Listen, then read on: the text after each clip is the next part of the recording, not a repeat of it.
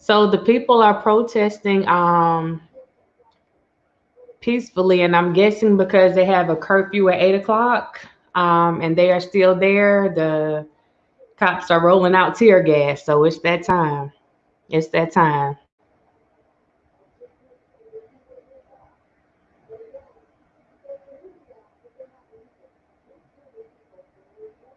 Okay. So yeah, I'm gonna continue on this thing that's going on right now until we get to some type of resolve. And this may not be the thing that everybody wants to see, but I think that it is important for us to, again, stay abreast of what's going on.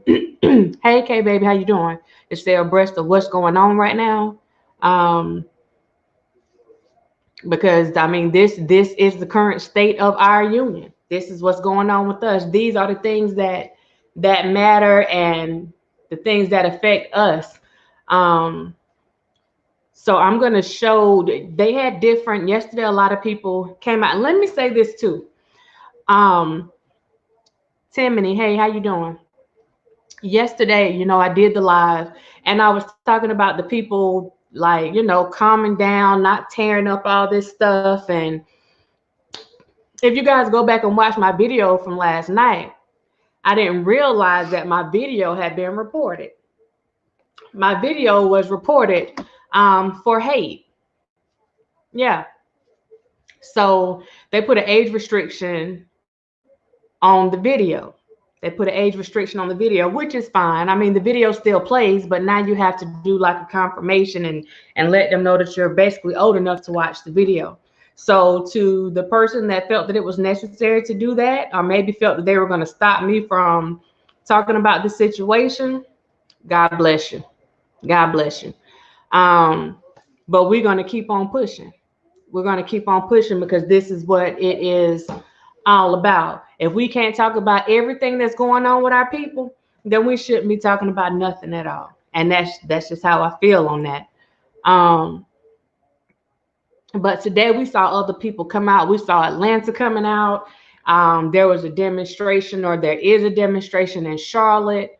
Um, you have Denver, which they had stuff going on yesterday.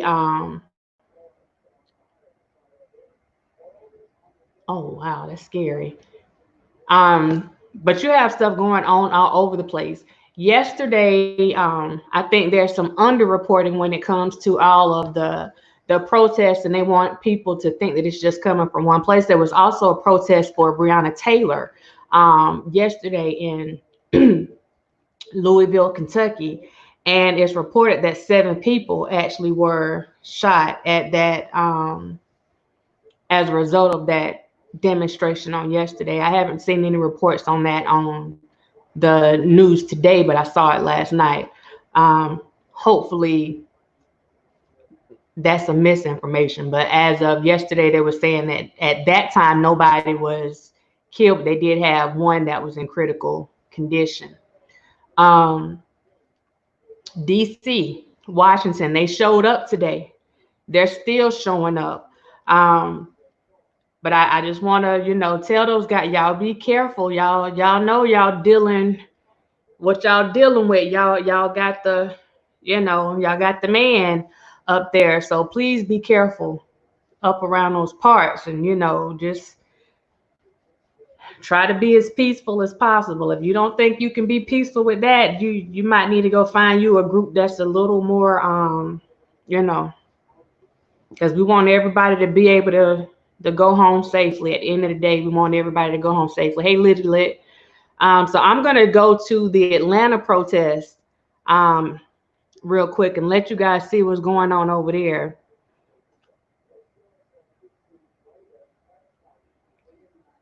And if they don't like me posting this and want to report, then they can go ahead and report. They'll be all right. Um,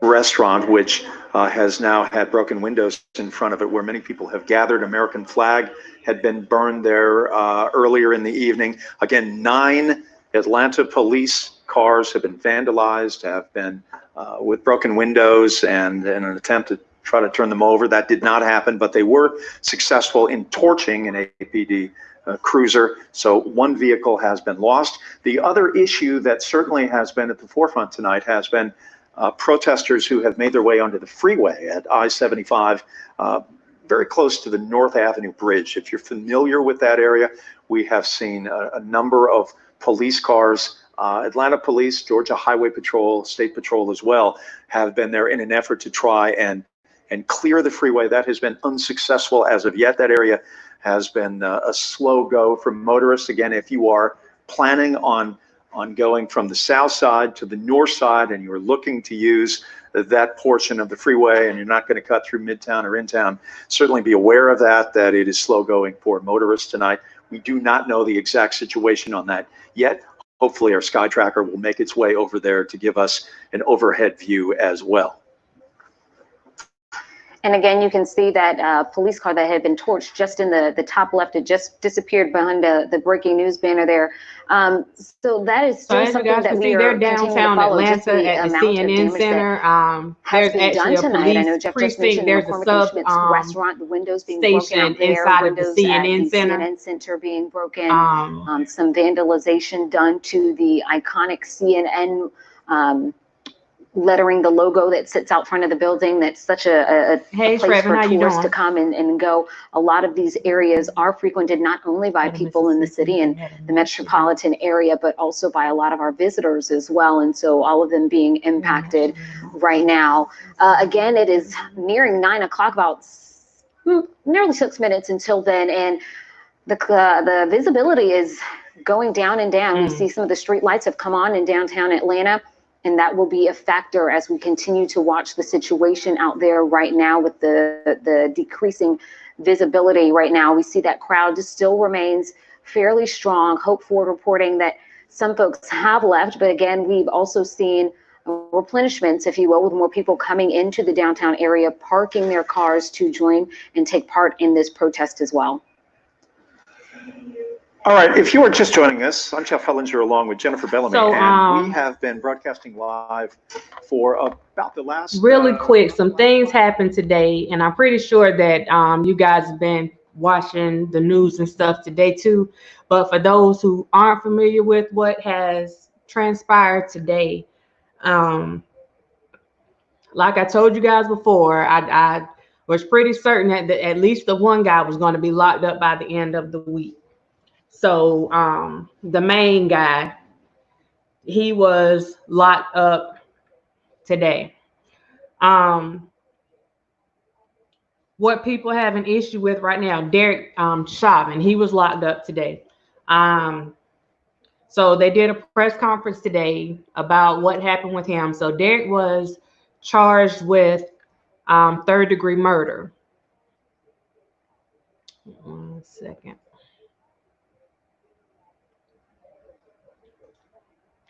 He was charged with third-degree murder and manslaughter.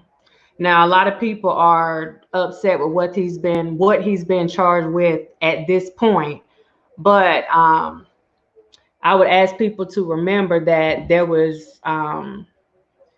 had to be some kind of charges or some type of charge that was put in place for him to be arrested.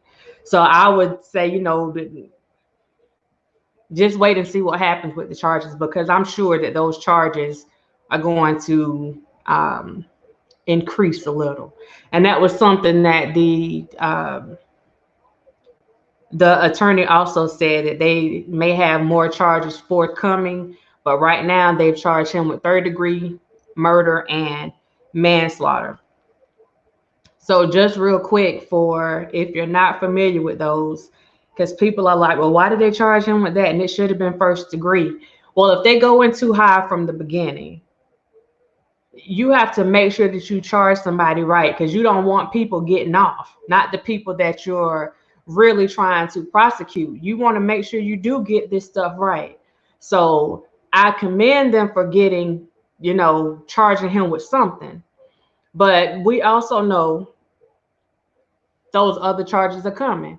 Maybe they'll be tomorrow. Maybe they'll be Monday. I don't know. But I felt like, especially after last night, they were going to have to make a move on something. To have any type of peace around here, they were going to have to make some type of move on something. Sharon, hey, how you doing? We may feel like he needs first-degree murder, but there are some things that have to be proven with first-degree murder. And there's not to say that it won't end up being first-degree murder. But remember, with everything, there's a process. And I know, I've been hearing attorneys today talking about, go ahead and charge them with this, charge them with this, charge them with this. To me, it seems like they are walking that fine line. Right now, we're going to charge him with the things we know we have. If we were to go to court today, we could prove these things right here. And that's where I think the third-degree murder came in at, and the manslaughter. They charged him with the stuff that if I get in front of this judge, I can prove this. No question, I can prove this. Not saying that they can't prove the other stuff, but I think that they're erring on the side of caution because they can always go and add more to the charge.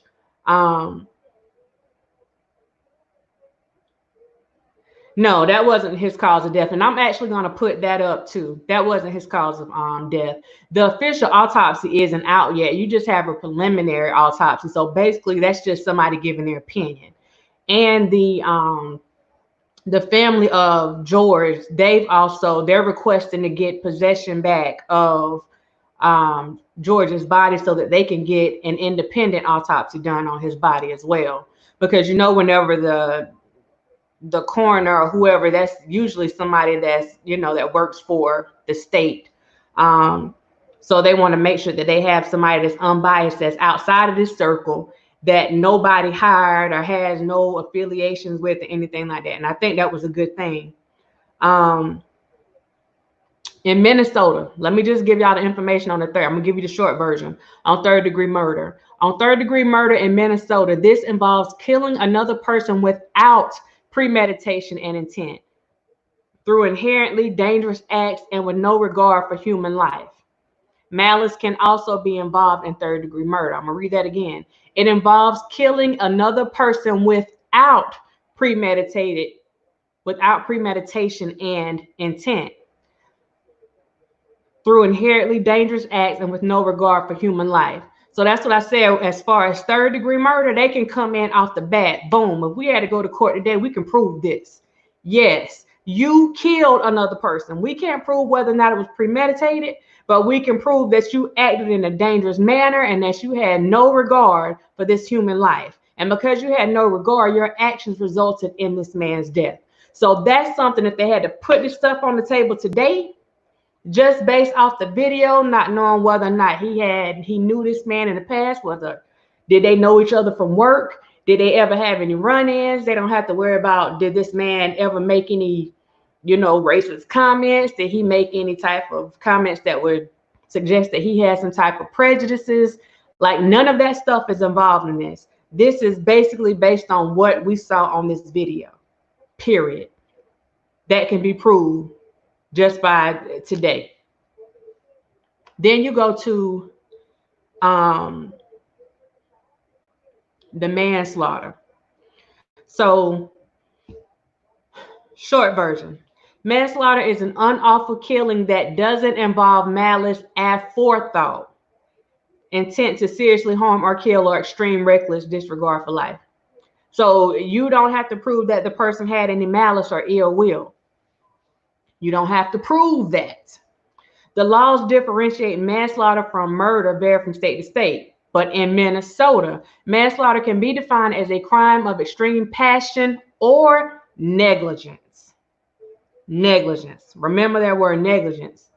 So what we're seeing in this particular case right here in Minnesota, he's getting that manslaughter charge based on negligence and unlawful killing that we don't know if he had any malice or not. We don't know if what we have he has going on, but we do know that he had a reckless disregard for this man's life. Whoever, he had a reckless disregard. Like, you can see that. You sit there, you can't say that you were fearful of the man. You can't say that it was self-defense because you had your knee on him and you had your hands in your pockets. So it wasn't like you were ready, you know, just in case he was going to take off or something. He couldn't take off. He had 3 men on his person. There were 3 men on him. So any suggestion that somebody was scared, any suggestion that he was trying to intimidate them, any suggestion that he was trying to use physical force against them, anything that they could possibly use with that was shut down in that video. Now what I'm going to do is I'm going to pull up the complaint that was filed by the prosecutor's office.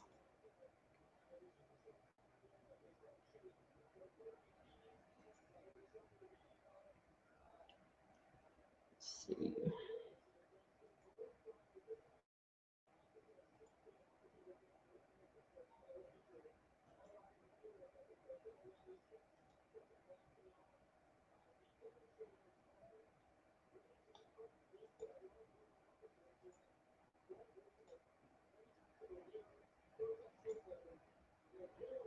Okay, it's a little bit bigger. Let's see. Okay.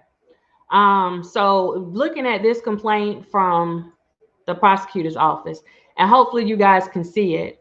But you have the complaint, you see where the warrant was issued. And I guess I'll leave his address. Usually I try to block that out, but this was made public by the state's office. So, and they let people know that it was going to be released. So it says the complainant submits this complaint to the court and states that there is probable cause, meaning that we believe that you were probably the cause of whatever we're saying on this paper right here. There's probable cause to believe defendant committed the following offenses. So count 1, charge murder 3rd degree, perpetrating imminently dangerous act, and evincing depraved mind. Maximum sentence 25 years. Both of these charges are felonies. Charge description: on or about May 25th, 2020 in Hennepin County, Minnesota. Derek Maurice, I'm sorry, I don't know what I'm reading. Derek Michael Chauvin caused the death of George Floyd by perpetrating an act imminently dangerous to others and basically causing deprivation. He deprived his mind without regard for human life. You cut off his air. You cut off the one thing that he is. What in the world? You cut off the one thing that he is, one of the things that he's entitled to. Y'all got to excuse me for 1 second. I'm looking up at the TV at some stuff that's going on in Atlanta.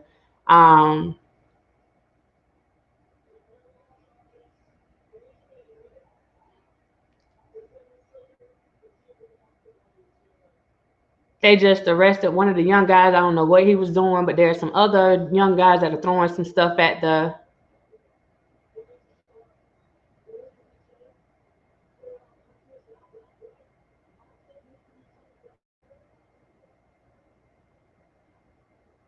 And it looks like, I think, yeah, this is inside the CNN Center, if I'm not mistaken. Like they tore the frame off the door and, yep, yeah, it's at the CNN Center. Wow.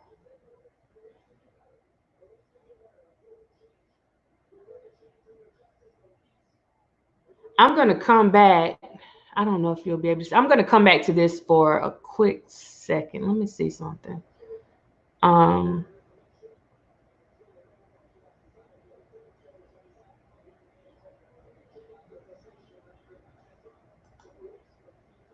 Okay. I'm going to go over this real quick, and then I'll go back to what's going on in Atlanta. But they tearing up that CNN Center. The second charge is manslaughter, 2nd degree. In Minnesota, you have a manslaughter 1 and a manslaughter 2. This charge carries a maximum sentence of 10 years. So just from the 2 charges that they put on him currently, and keep in mind this is currently, because they even said today that there are probably more than likely there are going to be more charges. And remember that these are just his state charges. This has nothing to do with what the federal government plans on doing about this situation. Remember, they were looking at that color of law and possibly something else. So right now he's facing 2 charges that carry a total of 35 years. The charge description on this one is that on May 25th, Derek Chauvin caused the death of George Floyd by his culpable negligence. And that's why I told y'all to remember that negligence word, creating an unreasonable risk and taking a chance of causing death or great bodily harm to George Floyd. Why does this charge make sense? When they say created an unreasonable risk and taking a chance of causing death, you knew that the move that you were doing in this man's neck, putting your knee in his neck, could possibly cause him to die. You know that it's a move that's usually considered lethal. So you took the risk knowing what the possible outcome was going to be, and you went ahead and did what you had to do, causing great bodily harm. The statement of probable cause, and I want you guys to listen to this, because this was something that we didn't get the other day and something that doesn't come across on the camera. On May 25th, 2020, someone called 911 and reported that a man bought merchandise from Cup Foods at 3759 Chicago Ave with a counterfeit $20 bill. At 8:08 p.m., Minneapolis Police Department officers Thomas Lane and J.A., I cannot pronounce that last name, we're going to call him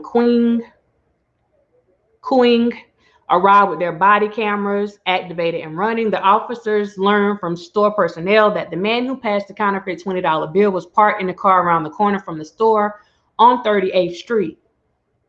Body camera video obtained by the Minnesota Bureau of Criminal Apprehension shows that the officers approached the car, Lane on the driver's side and Kay on the passenger side.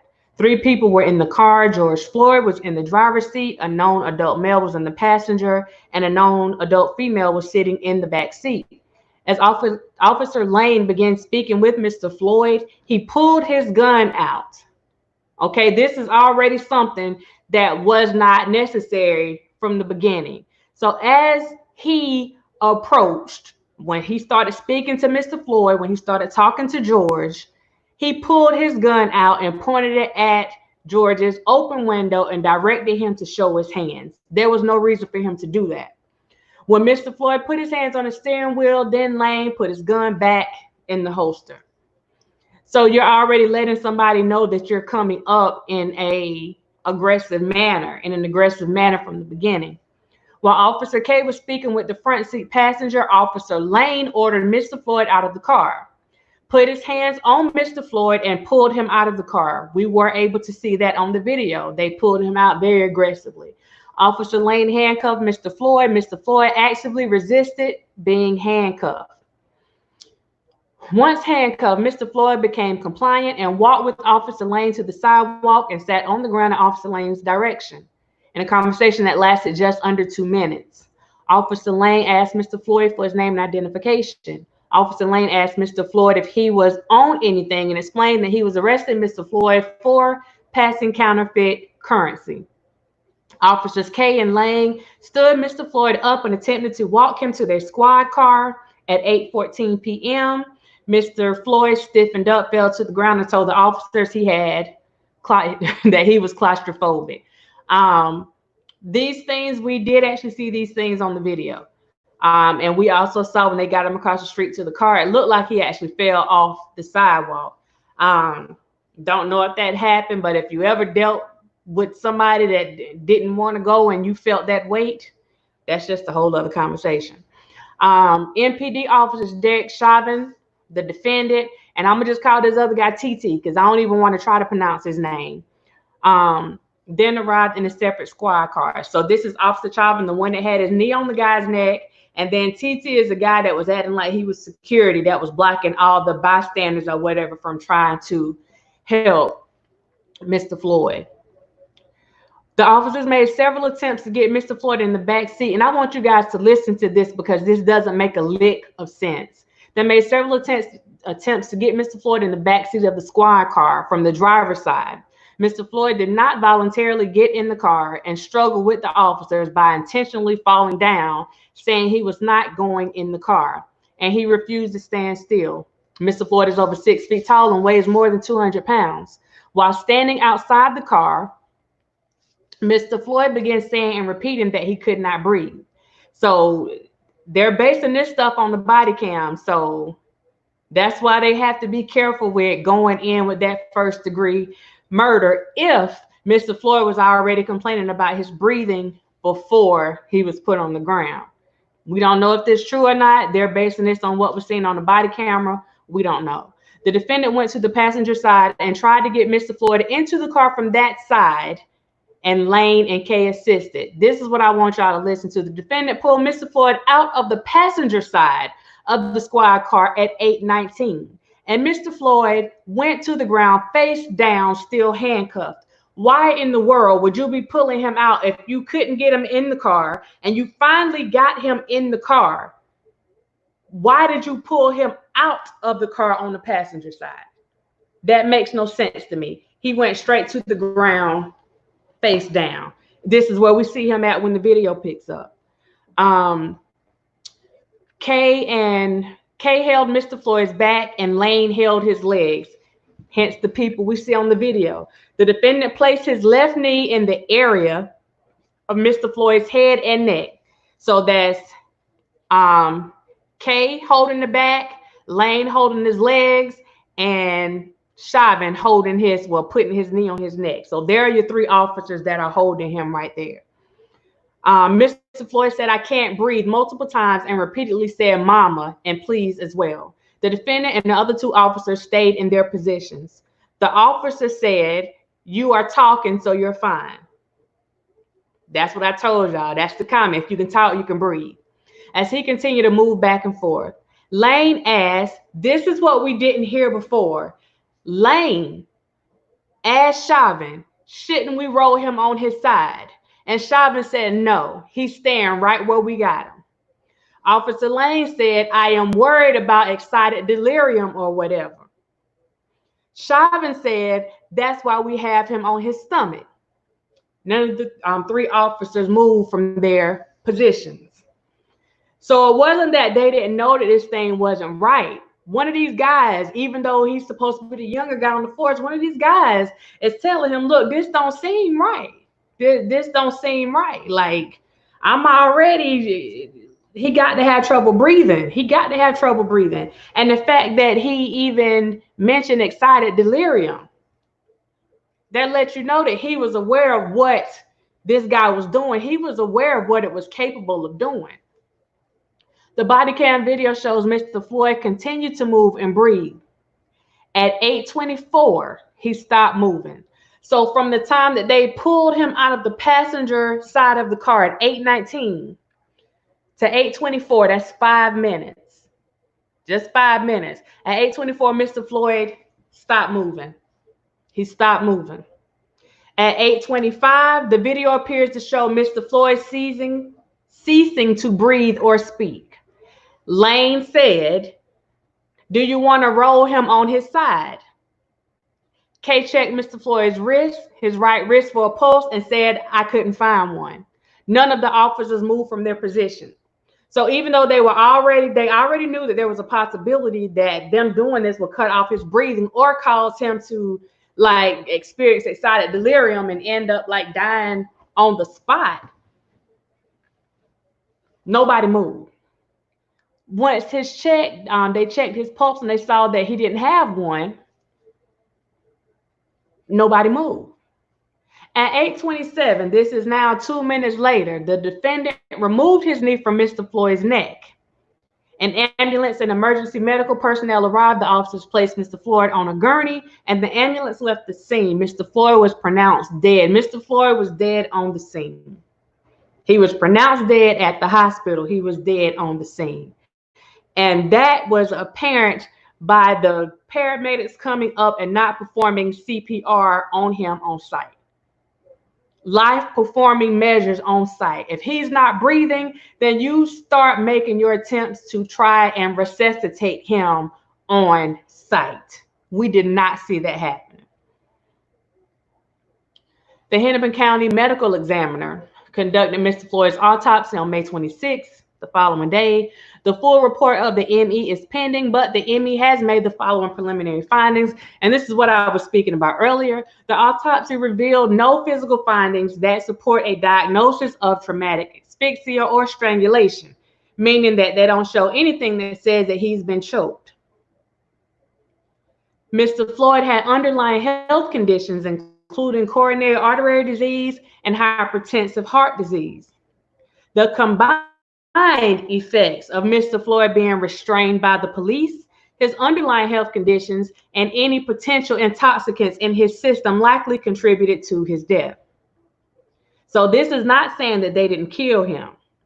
They're saying that they couldn't find anything physically that would suggest that he was choked to death. Well, why would they when he wasn't? That's why the guy had his hands in his pockets. So if somebody said that I put my hands around his neck and choked him, they can't prove that. I had my hands in my pockets. I didn't touch anyone. So prove that I choked him. Prove it. Any potential intoxicants in his system. I'm looking at this one because I know that I noticed that he was staggering when he was walking, and I mentioned that yesterday. And I also remember that the young guy, the son, I guess his parents owned the store that they were standing in front of, was mentioning something about him, and this could be completely wrong, so y'all don't get upset with me about this. I'm just giving you the observation that I had from the video. That the young guy was saying that he had been using crack. We don't know if that's true or not. But just looking at his demeanor, is it a possibility? Yeah. Has it been proven? No. But the coroner did suggest that there could have been potential intoxicants in his system. Now, for them to not have done a toxicology exam yet, I don't think that it should have been mentioned at this point because you don't know. And instead of speculating, you could have just waited until you got the results back and you could have said, yay, he has something in his system, or nay, we didn't find any type of intoxicants in his system. The defendant had his knee on Mr. Floyd's neck for 8 minutes and 46 seconds total. So almost 9 minutes he had his knee in Mr. Floyd's neck. So out of that 8 minutes and 46 seconds, 2 minutes and 53 seconds of this was after Mr. Floyd had become non-responsive. Police are trained that this type of restraint with the subject in a prone position is inherently dangerous, hence the murder 3. Defendant is in custody.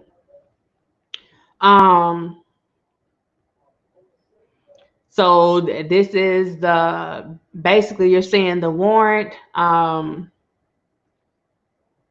that was issued here to be executed nationwide. If he was to get bail, we see it here, his bail was set. If he was to get bail, it's set, well, they suggest $500,000. I doubt very seriously that that's going to happen. And as you can see, both charges are felonies. So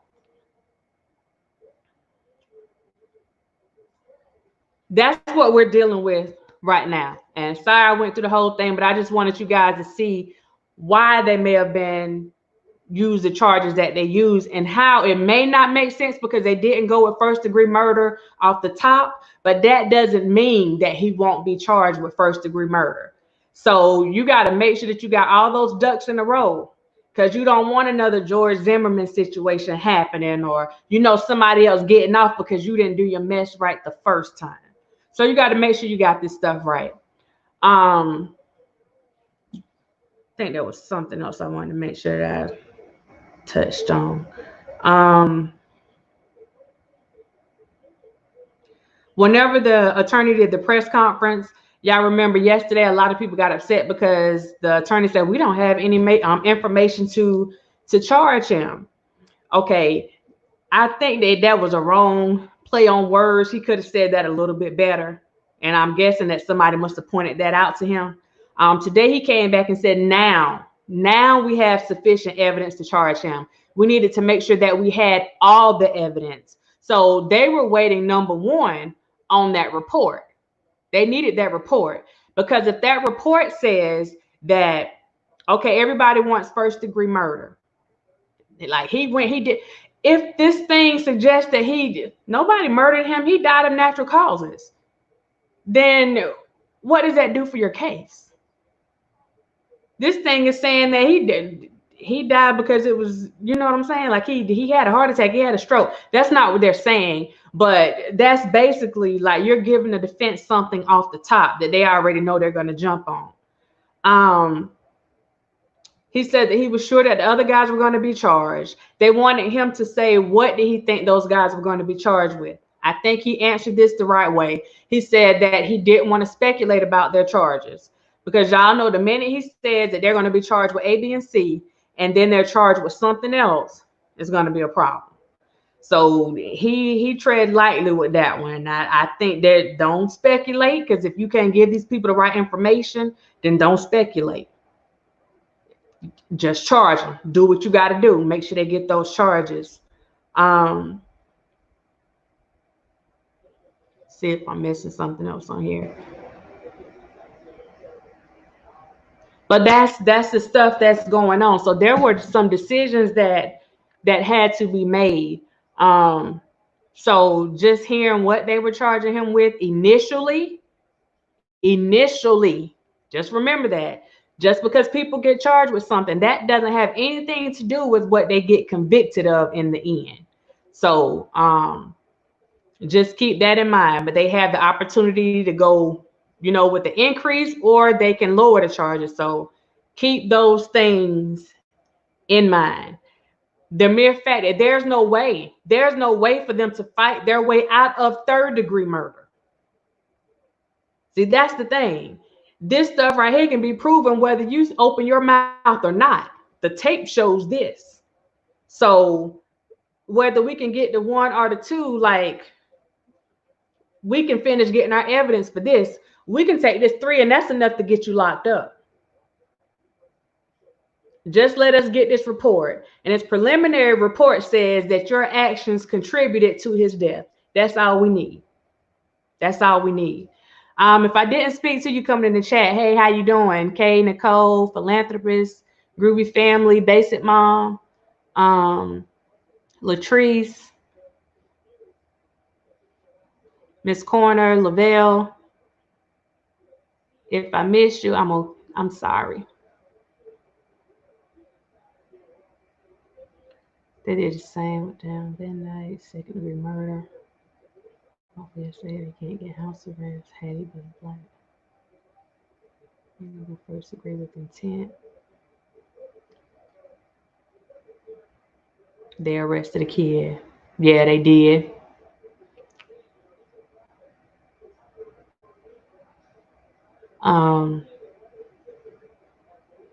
I believe the protesters are in every state. Yeah, they're coming out. And like I said, it's a good thing to see people coming out state by state and showing their support. And I think the one in Atlanta, they're showing it on here, but the one in Atlanta is not just for them addressing the stuff that happened with Gregory.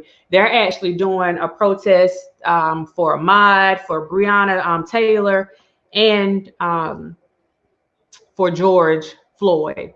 I don't know why I keep wanting to call him Greg, for George Floyd. So they kind of put everything together to make it a rally about justice, period, and some of the inappropriate behaviors of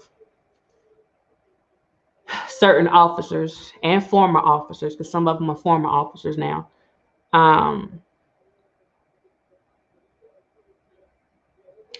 They didn't say anything about alcohol playing a part at this point. They haven't given the results of the toxicology report. I could be wrong, but I don't think it was alcohol. It could have been, but just hearing what the boy said in the background and just looking at his demeanor, and I'm pretty sure that if you could smell the alcohol on him, they would have been sure to mention that in their report. So that's definitely something I'm gonna go and look back at, but I'm really anxious to see that toxicology report, because it didn't have to be an illegal drug. He could have been taking some other type of medication that could have had him under the influence. So that would be good to see, You know, at the end of the day, I bet he's not a general population. GP, are you with me? I'll be so glad when they charge the rest of them. I'm so happy. It was all recorded. Right. Did they get fired too? They seem to have forgotten the most important step. Yeah, all of them were fired. All of them were fired. But I'm thinking that the other two guys that were also holding George down, I think they may get similar charges to the ones that the Chavez, wait, I'm calling this man's name wrong. I done gave him a whole other name. That Chauvin had. I think the guy, little TT, that was standing up, like acting like he was the bouncer, I think he could end up getting different charges because he didn't actually have his hands on him whenever he actually passed. But as far as them not doing what they were supposed to do on the job, I don't know how that would get handled. That would just speak to, you know, the ethics and stuff on their job, but I don't like them charging him. That's kind of like where he loses the backing of the union because he wasn't operating within the duties of his job. He was operating outside of the scope of his job when he started doing that stuff. So that's when you see them start backing up, because we can't back you on this because you weren't operating within the scope of your job. You didn't do this stuff right here per policy. But any charges that could go along with that, it's 100% the police's fault. No question. There is no controversy. Oh, it's 100% their fault. Not their. It's just 100%. Period. I don't think there's any question about that. It's not a question about that. There's just a question when it comes down to the legalities of it all, because some things may seem simple to us, and we're like, well, why don't they just do this? It's just like earlier today, you had the, oh man, he was the governor doing an interview today, and he was trying to answer everyone's questions. And people are like, well, why did they do this? And why didn't you do that? And why didn't you get the National Guard to do this? And everybody was putting this stuff on and just telling him what he should have done. And why didn't you do this stuff at this particular time? When the fact of the matter is, I'm going to sit here. Y'all might not like my answer, but let me tell you, why didn't those police stay in that precinct? Okay. Basic mom, you're going to know what I'm talking about on this. At the end of the day, there comes a point when you realize that it's like 5 or 6 of you and 2,000 to 3,000 of them. Okay? Abort. Okay? You wouldn't sit your...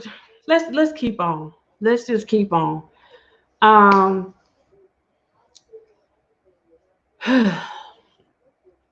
His behavior is the cause of all protests in the city. Just sue all officers involved for the destruction of the city. Please hit those like buttons, everyone. This is good coverage of the facts of the history. Oh, thank you, April.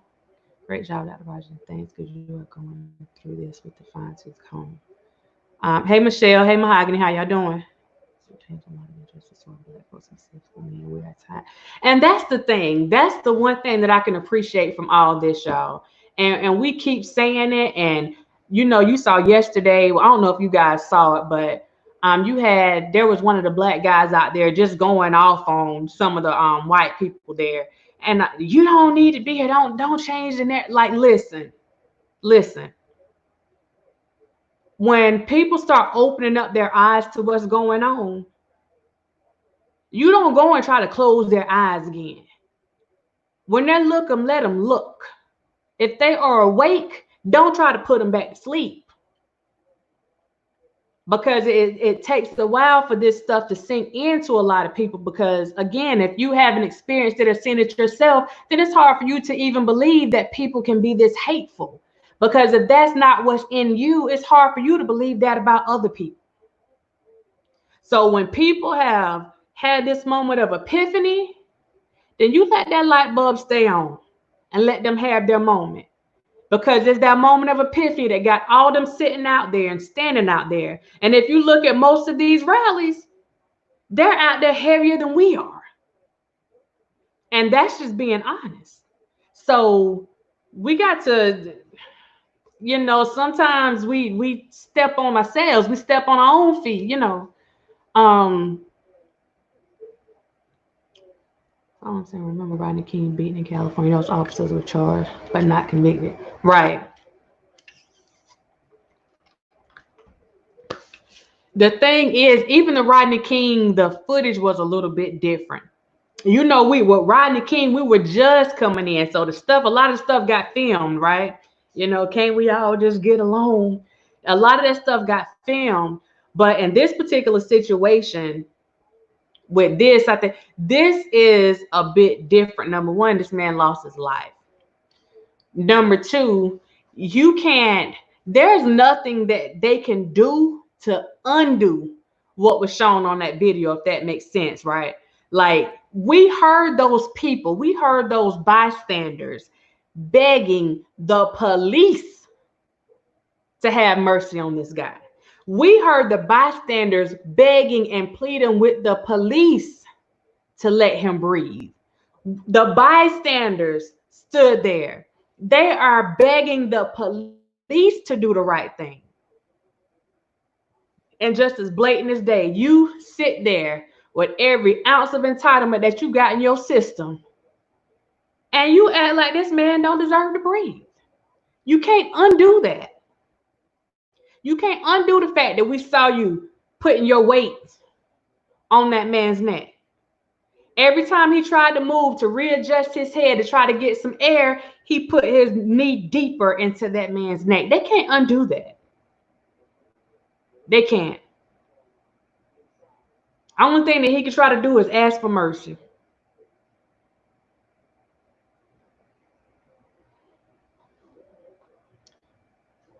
I believe there's hope for the future because we see younger generations of blacks and whites standing side by side. And that's the one thing about young people, Keisha. I'm glad you said that. What a lot of people don't realize is a lot of this stuff, it has to be introduced to us. So when you have some people that you try to tell them about the disparities and all the stuff that you've been through and they don't get it, it's hard for somebody to get it if they've never seen it, if they never experienced it. If they haven't been around hateful people like that, if that's not what they grew up in or had to experience it in their family, then it's hard for them to even, you know, imagine something like that happening until it comes to the forefront like this. And a lot of times we like to think that they're ignorant to certain situations. It's not that they're ignorant to it.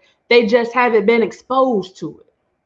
They haven't been exposed. And I said that to say, because you have the younger people now, like these are our kids, right? And a lot of us, we didn't come, you know, the stuff that was happening when Emmett Till was around, when MLK was around, that was before us. So we're getting the stories of yesteryear. That wasn't our experience. So our experience was a lot different from our parents' experiences. So the kids that we have coming out, our seeds now, they're getting a different experience because that's a whole other generation that's coming about. And they don't have those experiences of, you know, the boycott, the bus boycott. They don't have the experiences of the city. And I heard Bakari talking about the Orangeburg massacre that happened at my school. You know, our gym is named after Smith, Hammond, and Middleton, the guys that were murdered. One of those guys was his dad that was murdered in that particular situation. But that's not our story. We just hear stories about it, but we don't have the same understanding that the people that were there, that were having to run from these police officers and all this other stuff, we don't have that same experience that they have. So to have these young people coming in here, and they, you know, a lot of them hadn't been taught that all out racism. Like, you know, some people that are our age or maybe older have been taught because their parents like had that stuff like deeply embedded in them. So as those more kids come along, those generations come along, that hate gonna hit a little bit different. So when you have these younger kids that they aren't being taught all this hate stuff, and in their minds, look, we're going to go and chill. I don't care what you got going on, because they weren't brought up in that stuff. And then you come and you let them see, you just let that man die like that. So you're dealing with a different breed now, because they were taught different. And it's not that even that the teaching was intentional. It's just what we see. They're not growing up in the era where if a black man looks at a white woman, he's going to be found in a ditch somewhere. That's not the era that they came up in.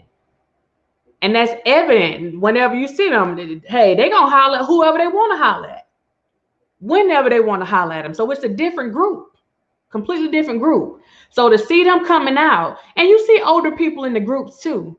Some people they've gotten to the point of being tired. A lot of it has to do with politics, because they've seen people in certain positions act a certain way and allow certain things. A lot of people have been tired a long time ago. They were just too scared to speak up, because when you start speaking up about something like this, there's some other stuff that comes along with it. But when you have mass numbers coming out and you feel like you got other people to support you and they're going to have your back, y'all know people start speaking up. It's just like getting you some alcohol and getting that courage juice. You know, y'all know the person that don't really talk trash, but when they feel like they got two people on the side, they got their back, they start popping off. It's almost like that. And the more stuff you see, and the more foolishness that people put out there, and just blatant, just ignorance. You know, the more you see people worried about this property over human life. Don't get me wrong. If you damage my property, we're going to have a problem now. But I also realize that material things can be replaced. They can be replaced. But I ain't sitting around telling them to go damage nobody's stuff. Because if they kick off in these parts over here, you better stay away from my mess. Now go on about your business. Go on. I put the little thing on my door, the little thing. Let you know, here, pass over this house. It's be the Passover. But yeah, I think we just we're in a different time now. And just watching them on the TV, most of the people on the street are not black. The people that are in this shot, these are not, and they going told, oh wow. Oh, this is in LA.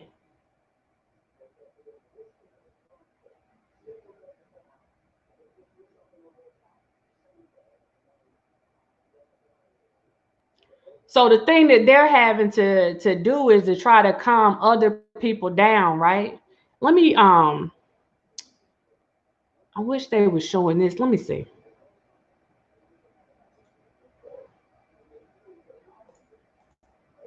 Hold up. Before I show you guys this, before I go to this live, I wanted to let me just show y'all something. Let me just, because people are sick and tired of being sick and tired. So let me just do a commercial break real quick.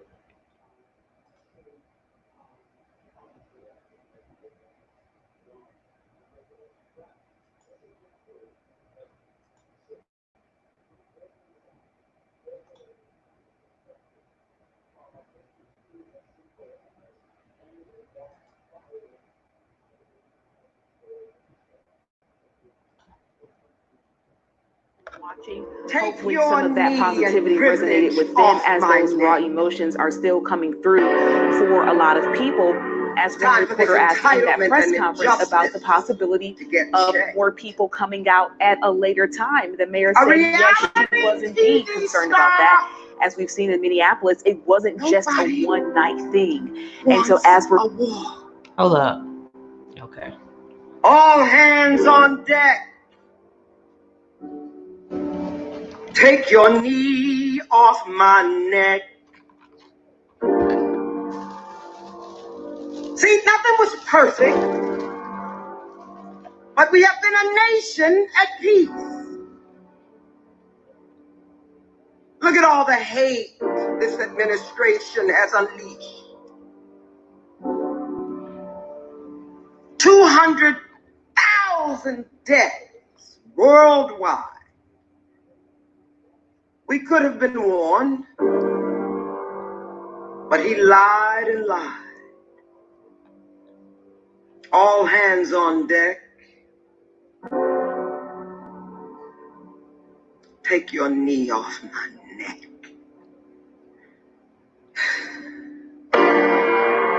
Everybody knows what goes around comes around. How would you feel if someone you loved was taken down? America, Rosa did sit on that bus. Please don't let them divide us. All hands on deck. All hands on deck. All hands on deck. Get your knee off my neck.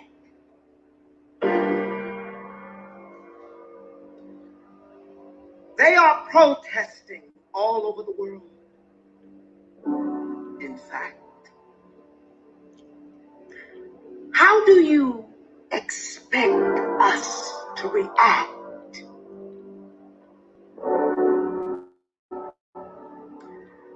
Coming together at the table should be next. Everyone has to get on deck.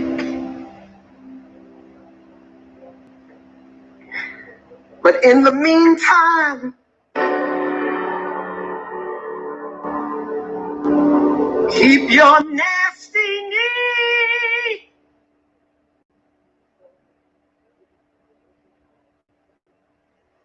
off our neck.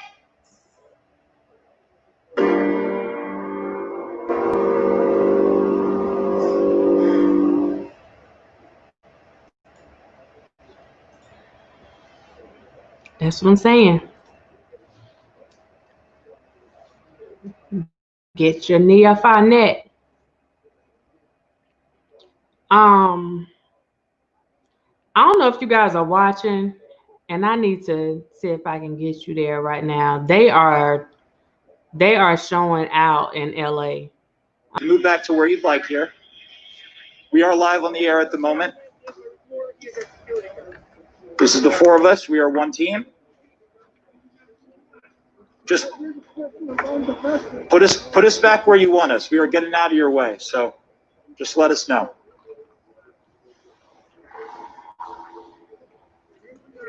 Wherever you'd want us, we will go. We are just getting out of your way when you're advancing through the intersection. So just let us know, and we got you.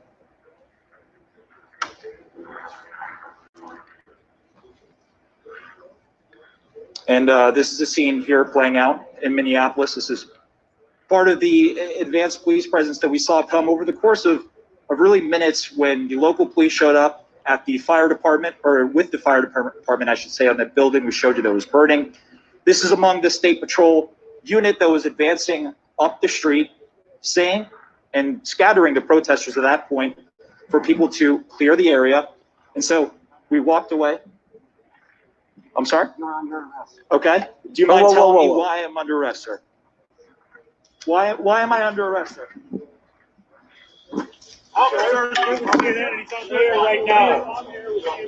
Okay. You are arresting him live on CNN. We told you before that we are with CNN.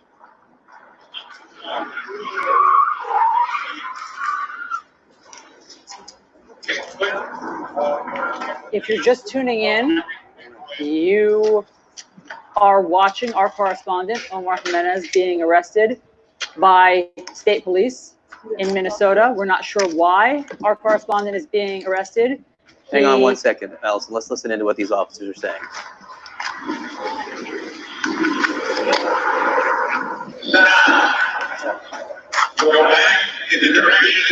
That is an American television reporter, Omar Jimenez, being led away by police officers. He clearly identified himself as the reporter. he was respectfully explaining to the state police that our CNN team was there and moving away as they would request. And then for some reason, he was just taken in to police custody live on television. I'm sorry, I did not mean to interrupt you, Allison. I just wanted to hear, listen to see if we could hear more from the officers, the state police, as this is going on. Yeah. We're trying to see what's going to happen, John, obviously, to the rest. How about that, guys? We were just out here reporting the closure of the streets. They just, Omar was just arrested. I believe they're about to, we're all about to be arrested. That's our producer.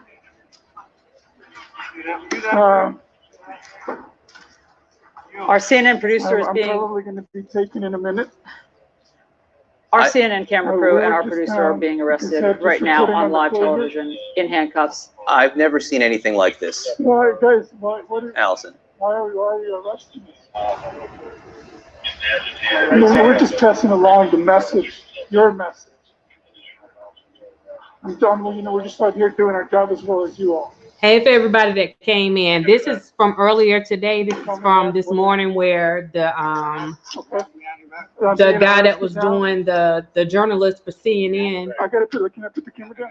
What in the world?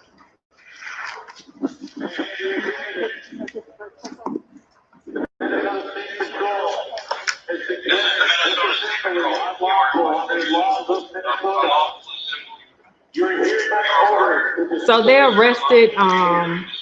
If you're just tuning in, this is our camera crew, our CNN camera crew, being arrested by the Minneapolis State Police. We believe the camera is now on the ground because our cameraman has been handcuffed. Our correspondent, Omar Jimenez, was also led away in handcuffs, as was his producer. They were standing where they were told to stand previously by police. They were out of the way. We don't know why they're being arrested. They're not being given any explanation, as far as we can hear, for why they're being arrested. We don't know why they're being handcuffed and led away. They are allowed to be reporting on the unrest that's happening right now, but for some reason, the state police have decided that they need to be under arrest. And just to be clear, Allison, having been in the middle of protests like this, I've never seen anything like this. I have never seen anything like this. The camera is being walked away. Now, I don't know if this camera is still in the hands of our photojournalist or whether the police officer, yeah, this is the police carrying our camera right now, frankly, not aware that it's still rolling. We have been listening in, and our team there has not been given any explanation. Right, Tammany, you didn't hear one Miranda, not one time. Taken into custody. And I just want to be clear, if you were watching what Omar was saying and listening to his reporting, he was explaining what had happened over the last few hours and how law enforcement was arriving on the scene and how they had dispersed the crowds largely and how. That's what my point was today. That was exactly my point. So you go up, they tell you that George may have possibly used a fake $20 bill, right? Whatever. You go, you find him sitting in this truck, you arrest him immediately. Boom. You have the reporter, he's doing whatever he's supposed to do. Y'all come up to him, y'all don't ask any questions. You arrest him, boom, immediately. And then when it comes to this,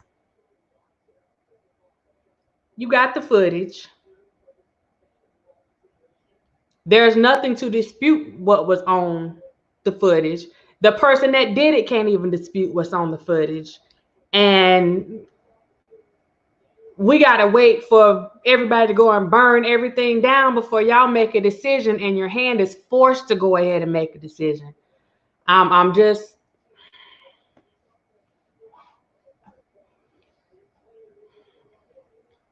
we got to get this right. We got to get this right.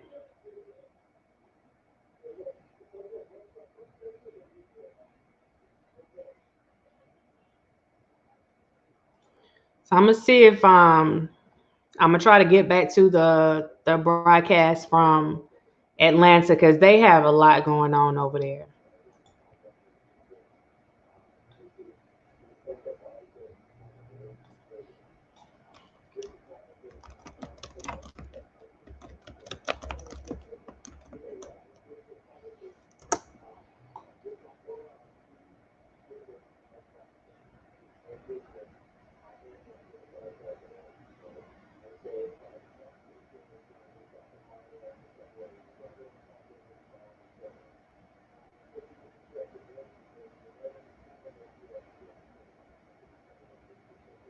Okay, so this one is.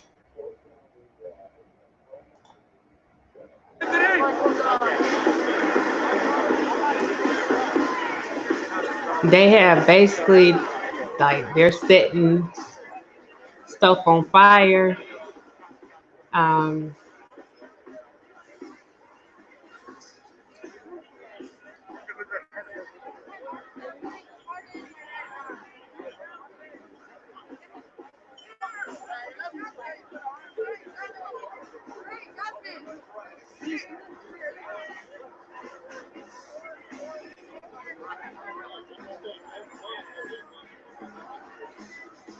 so this is in Atlanta.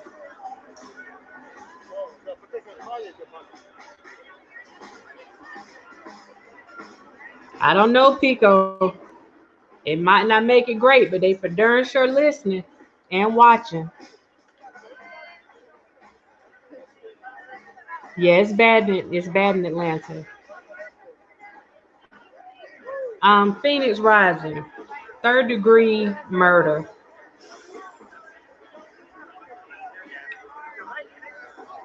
Third-degree murder in Minnesota involves killing another person without premeditation and intent through inherently dangerous acts and with no regard for human life. So they don't have to prove that it was premeditated or that it was your intention to do it. All they need to show was that there was an inherent dangerous act, meaning you putting or them putting their knee in this guy's neck, and that you show no regard for human life. You let him lay there for almost 9 minutes, and then once he was non-responsive, you let him lay there and you kept your knee on his neck for another almost additional 3 minutes. That's where the murder 3 charge comes in at. And it may end up changing, but the murder and the manslaughter is what he has now. And both of those together carry a maximum sentence of 35 years total.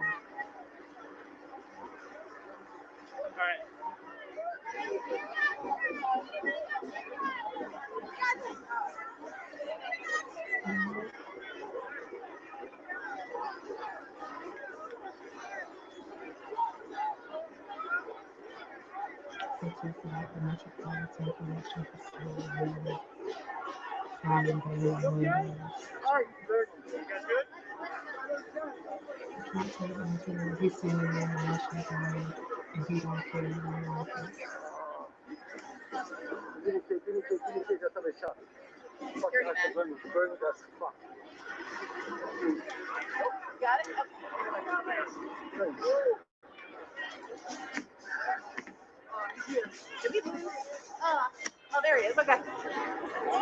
Security.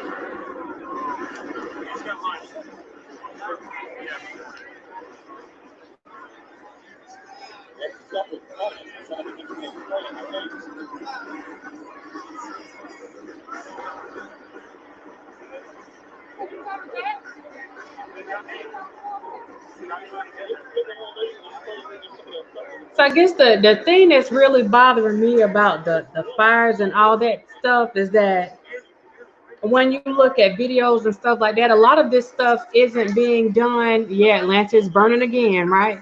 A lot of this stuff isn't being done by the people that other folks are claiming. They're dragging somebody outside. What are these people doing?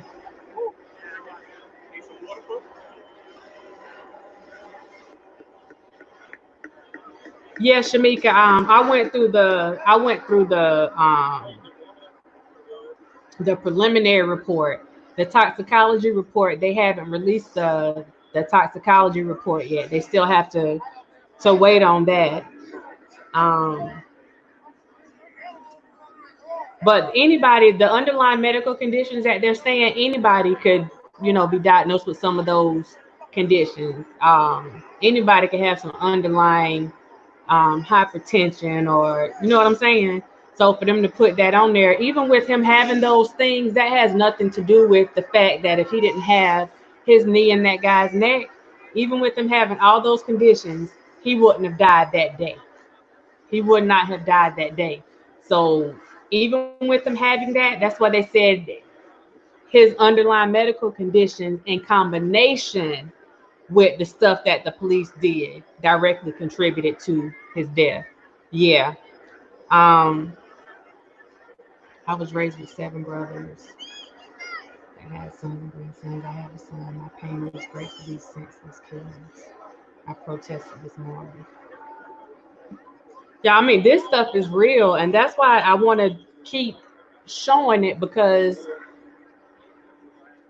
it's a lot going on, and we can't ignore, or we can't, have a blind eye to this stuff that's going on, because ultimately it affects all of us.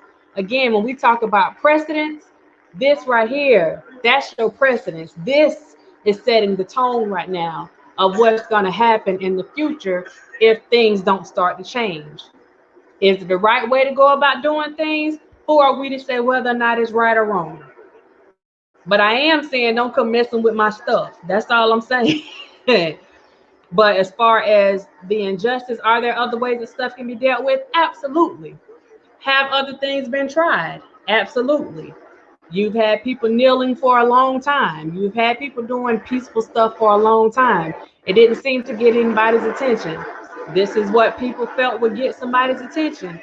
And Lord knows they got it. They got it internationally. They have people's attention internationally. But my God, um, and this fire, it looks like this is in front of an apartment complex. So I'm not sure. I'm hoping I'm wrong, but that looks like an apartment complex right there.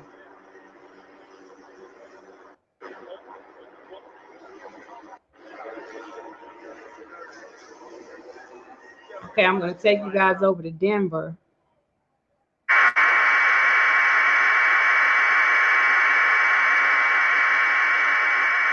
Ooh.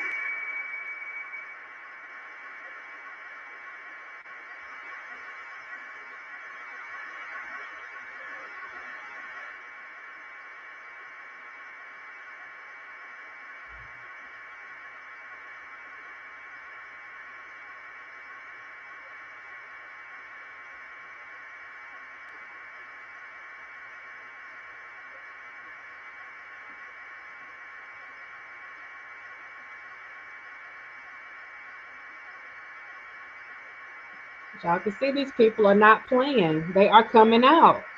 They are coming out.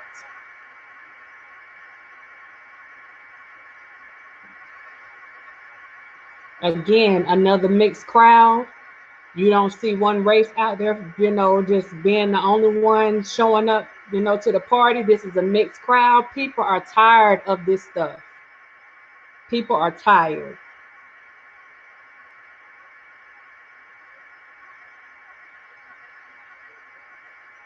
Again, look at the diversity in this crowd. This is saying something.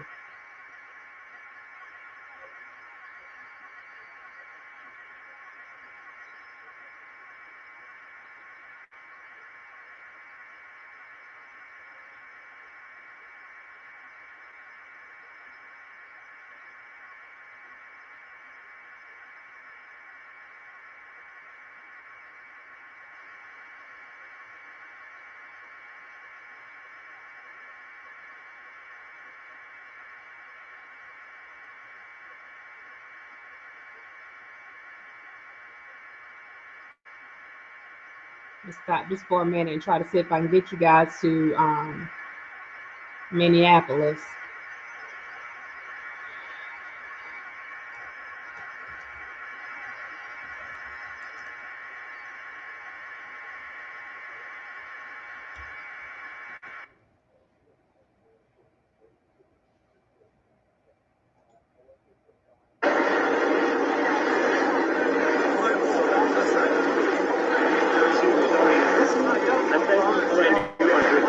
that reporter.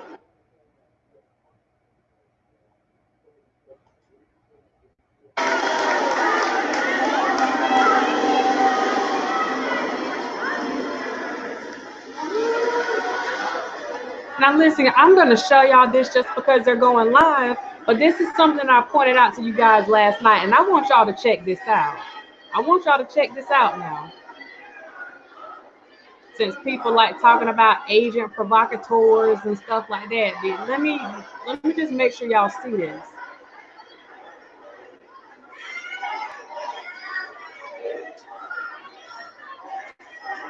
This channel is funded in whole or in part by the Russian government.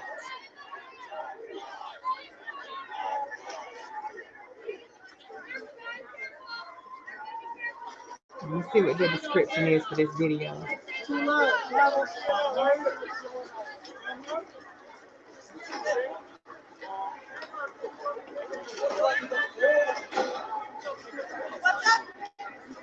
Why in the world would the Russian government, you know what, let me just watch and see what they're doing for a minute. Let's see what.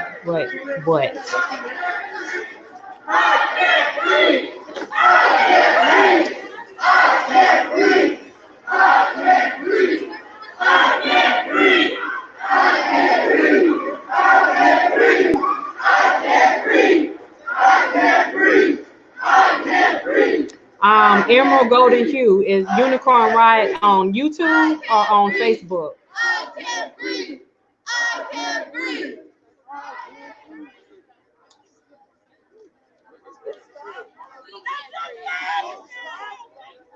Don't stop.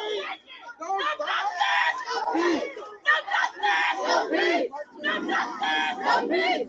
justice. No peace. No justice. No peace. No peace. No peace. No peace. On YouTube? No peace. No peace. No peace.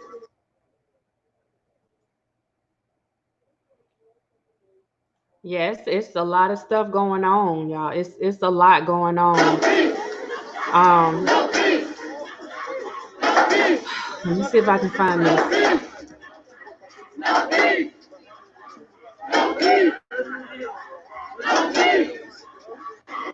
Actually, let me see if I can spell first. Let's start right there.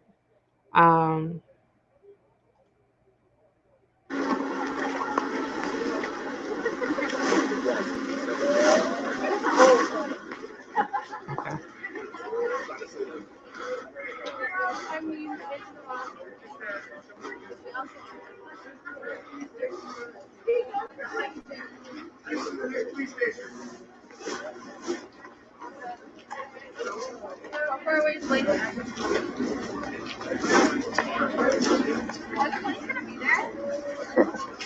So this area is pretty calm. That's a good thing. Now keep in mind that they had that 8 o'clock curfew. So trying to find breath. They're taking a chance right now because earlier, like 2 minutes before 8 o'clock, they started throwing tear gas and stuff at the crowd to get them to disperse. So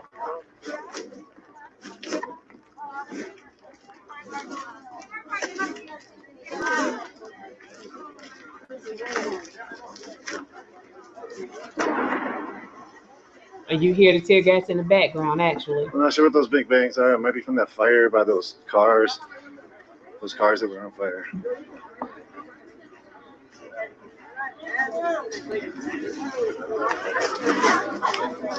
Yeah, we're definitely witnessing history. People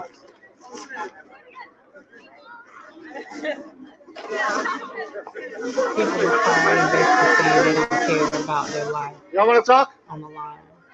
Okay. They're killing us either way, so at least we're doing Motherfucking fuck 12. We're finna burn shit down to you. We're gonna see what the fuck is going on, but fuck 12.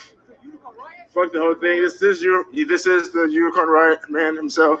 Shouts one of them. Well, shouts out to you. and like the rest of you guys, you guys are doing a good job. But motherfuck 12, and we in this bitch. Fuck you talking about, Southside. Let's get it. This is what happens when people get fed up with slavery. No, it's all good. I'm just saying this is what happens when people are fed up with slavery. We're going to defund them slave catchers because that's where they came from. That's all they are. It's slave catchers and we done with it. All they protect and serve is white supremacy and late stage capitalism. Fuck that tyranny bullshit. Thank you. Ooh. People are running. It's the precinct right up the street. Police are on the top of the roof. Shooting. Things are being tossed at them.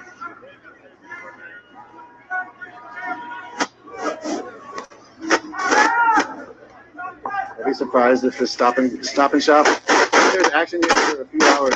I'll be surprised if the stop and shop doesn't go up in flames. That's something you just don't go over. You know what?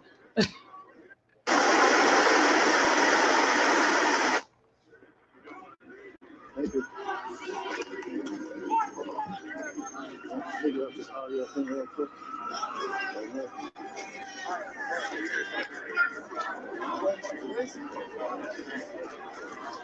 Hey, can I ask you a super brief favor?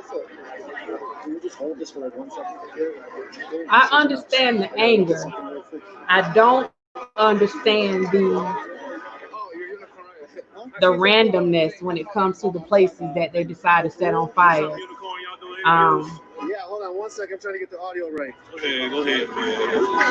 And I understand that there, you know, in situations there's always collateral damage, but you know, you got to make sure that you're not, you know, taking people down as a result of friendly fire, you know? It's really hard to tell. I didn't know that there was going to be so many people this time. It's only going to get worse. Yeah, it seems like it. There already said something on fire over there, too. Check. Thank you so much. Really appreciate you. Yeah, you want to speak? Yeah.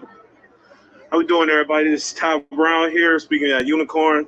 What we got here today is it started off with a peaceful ride, but then, you know, shit got hectic. They started tear gassing folks. And even at the beginning of today, it was peaceful. People were, you know, just talking shit here and there. But then once they threw the goddamn tear gas at everybody is here. Like, if he isn't ready to clean his house up, he shouldn't have a house. It should catch on fire. I see people burning the city down. I really don't understand that, you know, because it's like, we're going to clean it up. But then it's like, shit, same day. It's this fucking circle. Mess it up, clean it up. I mean, I don't know. Somehow I just feel like it'd be nice if we all work together instead of just fighting, because it's like, what makes you think those, you know, I don't want to sound like a dickhead, but it's like, you know, I done seen soldiers, police officers, and all that shit cry from civilians talking to them. So it's like, what makes you really think that there's a lot of police officers and soldiers out there in the National Guard that don't feel bad about this? Right. So it's like, we all just come together and for real speak about it. Like, yeah, like shit, that's all I gotta say. Just come together. Appreciate it, Unicorn. Appreciate you, man. Thank you.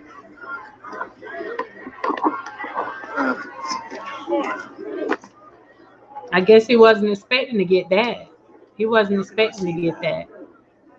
Unicorn, I got this is our website. Let me give you a card. And what he said was, it's real, because at this point, it's not just law enforcement out there. You got National Guard out there. I mean, they don't have anything to do with, you know, any of the mess that law enforcement or any of these road cops, you know, they don't have anything to do with how sometimes the challenges of having only two hands. These people choose to do or not do their job. And, you know, people are coming at them and they're attacking them too. And gas station are getting smashed up. These are people's, you know, aunts and uncles and sons and daughters and stuff out there that you gas station is putting in danger. And they're putting themselves in danger. You know, and some of them are feeling the same way. They got a job to do. For a few hours.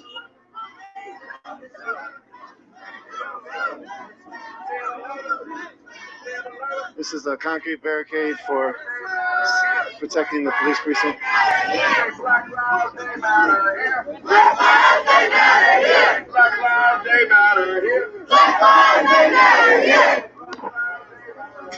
Black lives, they matter here. Black lives, they matter here. Back up, we want freedom. freedom. All these racist ass cops, we don't need them. Back up, we want freedom. All these racist ass cops, we don't need them. Back up, we want freedom. All these racist ass bitches, we don't need them. Back up, we want freedom. All these racist ass cops, we don't need them. Hey, ho, these racist cops has got to go. Hey. They got a whole concert going on. Okay. These racist cops has got to go. Hey. Let it mean something.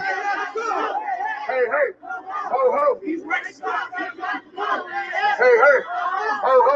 Let's go, man. Indict, convict, send these killer cops to jail. The whole damn system is guilty as hell. Oh, wow. Indict, convict, send these killer cops to jail. The whole damn system is guilty as hell. Indict, convict, send these killer cops to jail. The whole damn system is guilty as hell. So he's the rapper in the crowd. Third degree ain't enough. Third degree murder ain't enough. Third degree ain't enough. Third degree ain't enough. Third degree ain't enough. They thought we was gonna be happy that they charged him with third degree murder, knowing that he getting bonded out and he can get probation. And it's free bread. I want to say 1 down, 3 to go, but the first one wasn't correctly charged. We told y'all had the 8 o'clock to charge all 4 of these officers correctly. Then we would have went home, got some sleep, and came back. But y'all wanted to put an 8 p.m. curfew and do nothing. So we in these streets. Whose streets? Our streets. Whose streets? Our streets. Whose streets? Our streets. Whose streets? Whose streets? Whose streets? Keisha, somebody actually posted something today. Y'all can replace these windows. We can't put the breath and the spirit back in George Floyd. We can't put the breath and spirit back in George Floyd. And we pay y'all tax. We pay y'all salary with our taxes. We pay for these buildings with our taxes. Whose money? Whose money?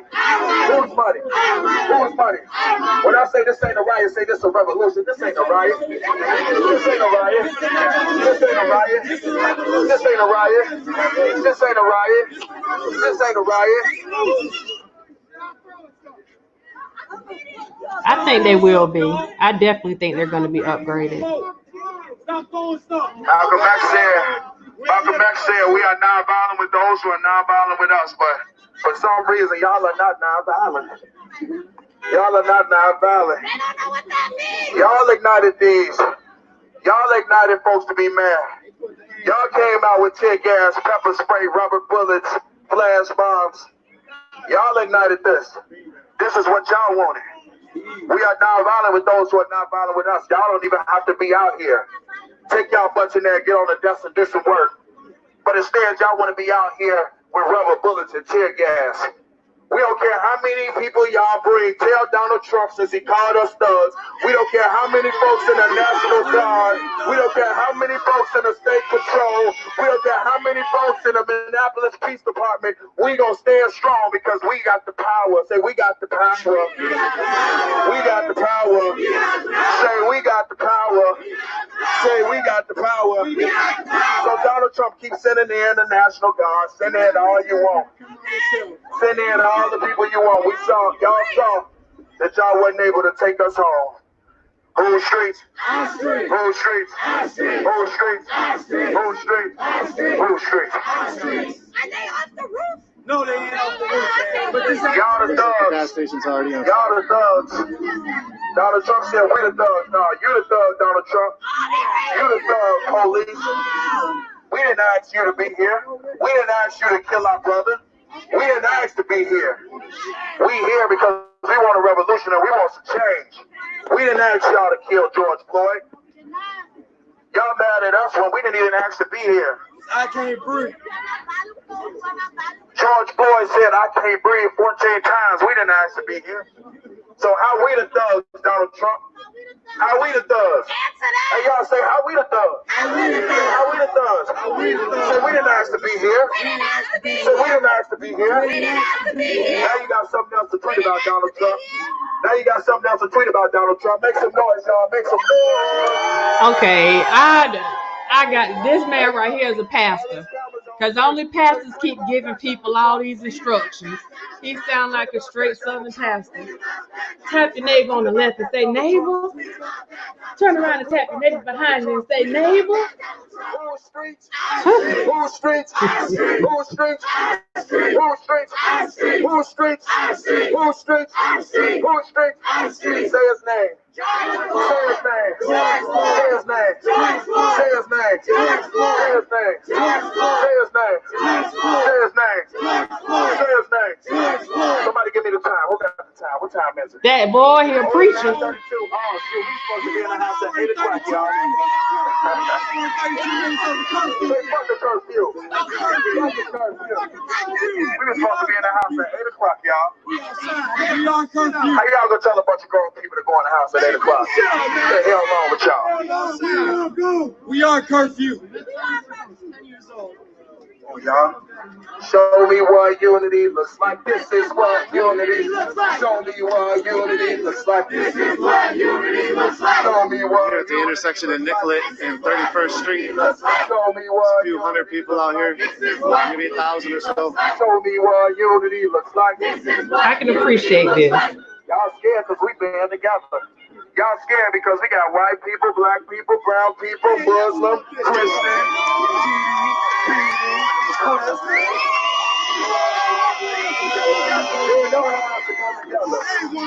we got TD, BD, Crib, we don't care what gang, we all together today. Say we together today.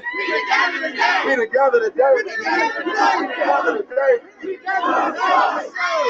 George Floyd. Say his name. George Floyd. Say his name. George Floyd. Say his name. George Floyd. Say his name. George Floyd. Say his name. George Floyd. Say his name. George Floyd. Say his name. George Floyd. Say his name. George Floyd. George Floyd. George Floyd. George Floyd. George Floyd. George Floyd. All right. George Floyd. Say his name. I can't hear you. George Floyd. What's his name? George Floyd. What's his name? George Floyd. What's his name? George Floyd. What's his name? George Floyd. We can't get no justice and we ain't get no peace.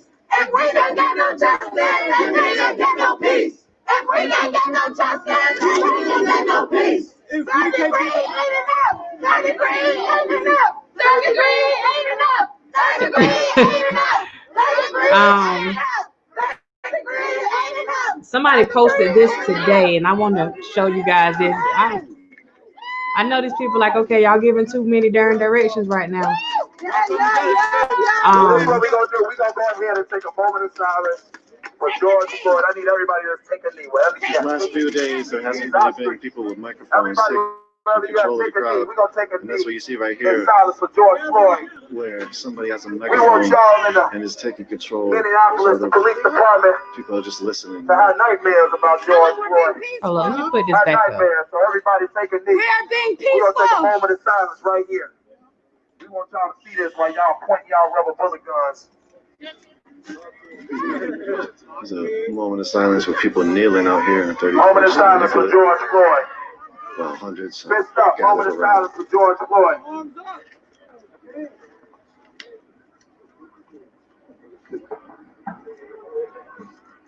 Now that's beautiful.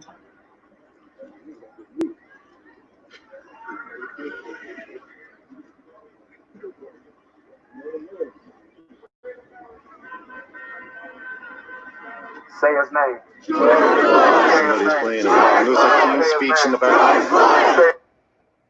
Say his name. George Floyd. Say his name. George Floyd. Say his name. George Floyd. Say his name. George Floyd. Say his name. George Floyd. Say his name. George Floyd. Say his name. George Floyd. Say his name. George Floyd. Say his name. George Floyd. Say his name. George Floyd. Say his name. George Floyd. I say this ain't a riot. Say this is a revolution. This ain't a riot. This is a revolution. This ain't a riot. It's a revolution. It's not a riot. It's a revolution. It's a revolution. It's a riot. It's a revolution. It's a riot. It's a revolution. Everybody make some noise for yourself. Yeah!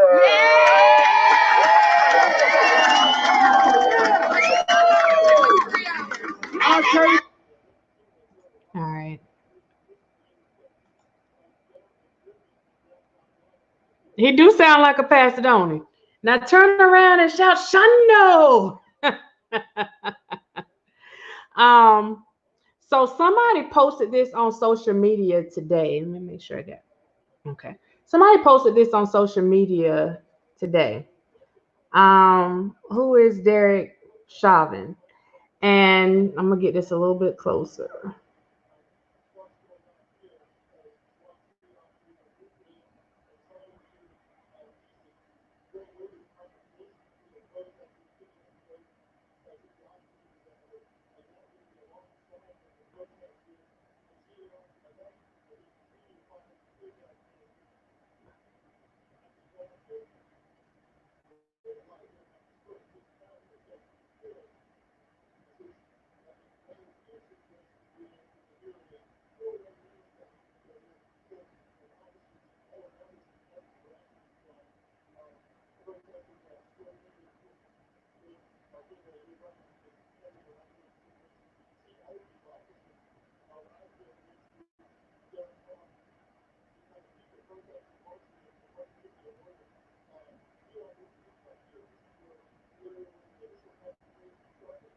Was put on leave in 2011 for an inappropriate police shooting of an Alaskan Native American.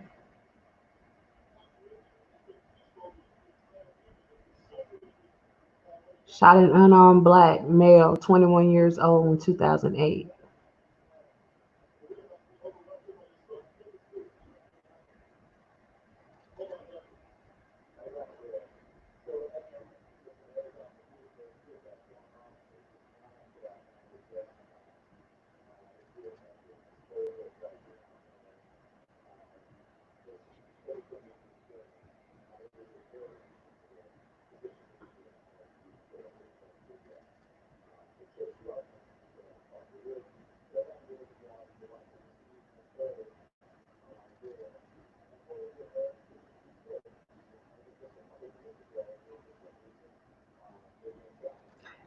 I found this on Twitter today. It popped up on my Twitter feed. So if you want to find the actual, if you want to find it, it's on Twitter.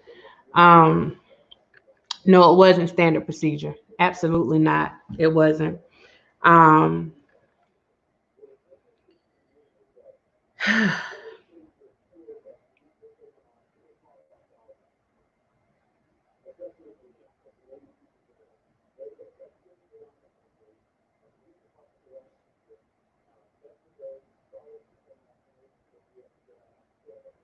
And a lot of people keep quoting something that Dr. King said about the riots.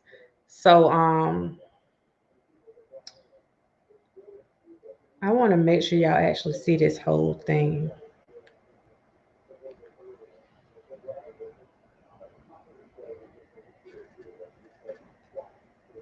And I must say tonight that a riot is the language of the unheard.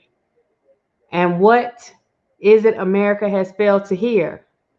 It has failed to hear that the promises of freedom and justice have not been met. And it has failed to hear that large segments of white society are more concerned about tranquility and the status quo than about justice and humility.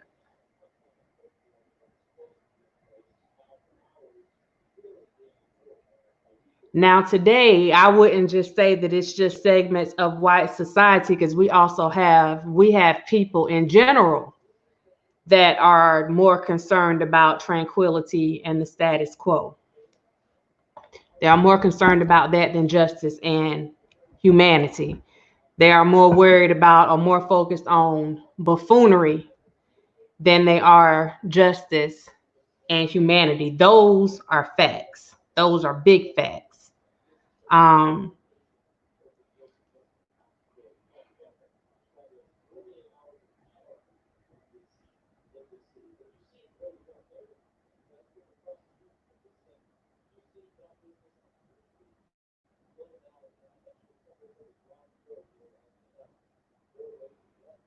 Somebody also posted today, actually, I put it up.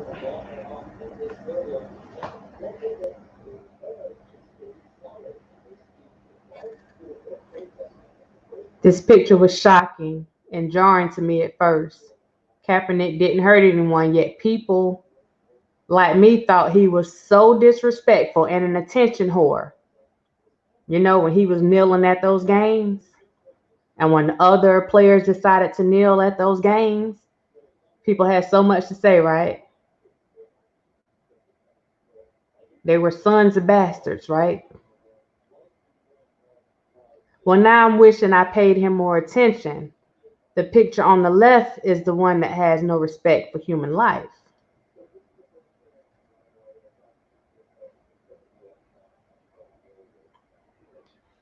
Things like that. See, this is one of the things that gives social media and people on social media so much power, because you can get a message out and that message could help to change the minds of some people that, you know, otherwise they wouldn't be exposed to certain information. And that's why I say you have to use whatever power that you have to affect change. We have the ability to do that. And I don't know why my light just got bright all of a sudden. Like God just walked in. Did you give me a light? But yeah, it's a lot that we can do. And just looking at the stuff that happened today, and I'm looking because I could tell I watch CNN a lot. And I'm just looking at their crew, and they were already feeling some type of way whenever they saw the initial video from George Floyd. But to actually see their cameraman get arrested this morning, the look on all of their faces when they were watching that, I think that made it real for them. And you look, Omar Jimenez, I'm pretty sure he's mixed.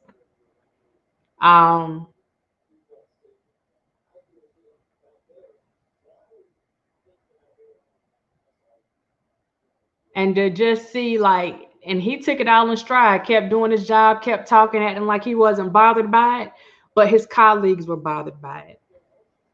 His colleagues were bothered by it. And that's what this is doing to a lot of people. It's making them uncomfortable, because these are the conversations that we don't like having. You know, whenever people start talking about racism or how things, you know, affect people from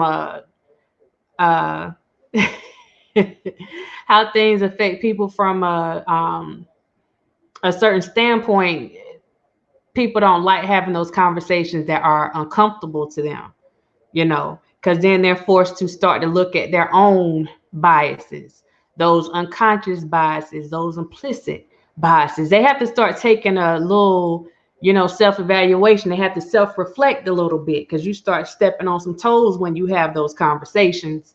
And to really see this stuff happening now, and that's why I'm saying this is the great awakening.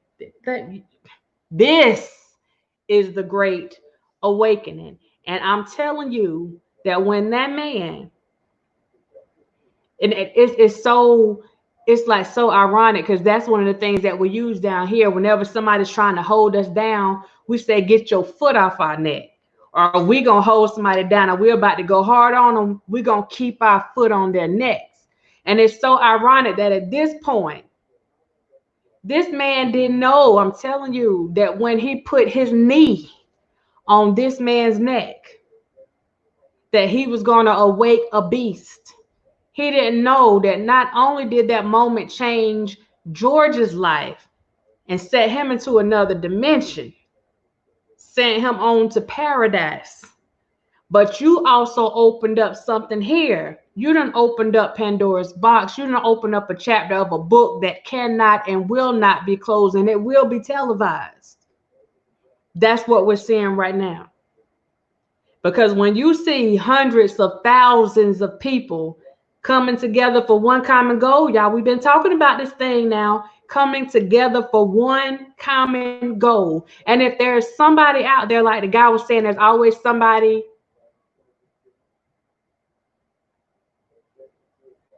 There's always somebody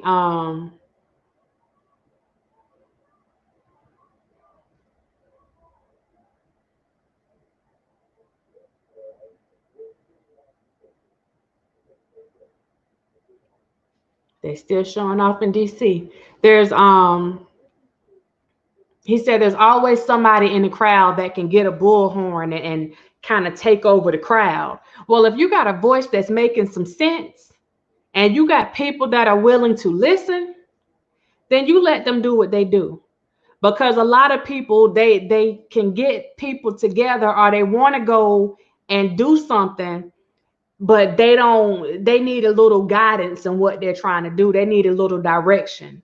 So if you got a person that's saying the right things and trying to move in a, you know, in a peaceful manner, and is like really spitting facts, then you let that person, you can't sit there, oh, well, I'm supposed to be the leader of this thing. No, if somebody can step up and they can, you know, they have that skill, their skill, you know, some people can draw a crowd, some people can pull people in with their words. If you have that person there and they're helping to pull people together, helping to get things organized, then you let them do what they do.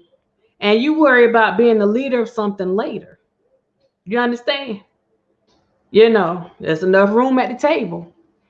And I'm seeing, yeah, the White House is on lockdown. It's definitely on lockdown.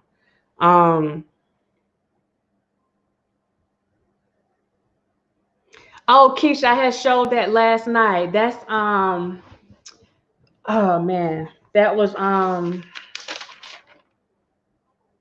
her name was Andrea Jenkins. She's on the Minneapolis. Am I saying that right? Minneapolis. I'm talking about Minneapolis. On the Minneapolis City Council. She did that yesterday, and pretty much had the people on CNN all teared up, and you know, so it was good. And you know, I think moments like this, it takes you to another place. You know, it takes you back, and it just watching her saying that, and it kind of took me back. It was like a whole Negro spiritual. And you know, when you putting in certain type of work, you know, you like that song, you need that little breath of fresh air to come on through, and it kind of take you to another place. And that's kind of what I felt whenever she was singing that, because it wasn't coming from oh, I think I'm a Whitney Houston place. It was coming from, oh, I think y'all need to hear this song right now type of place. And I think that that's necessary right now. I think it's so necessary right now. Let me see if I can get some. Let me see.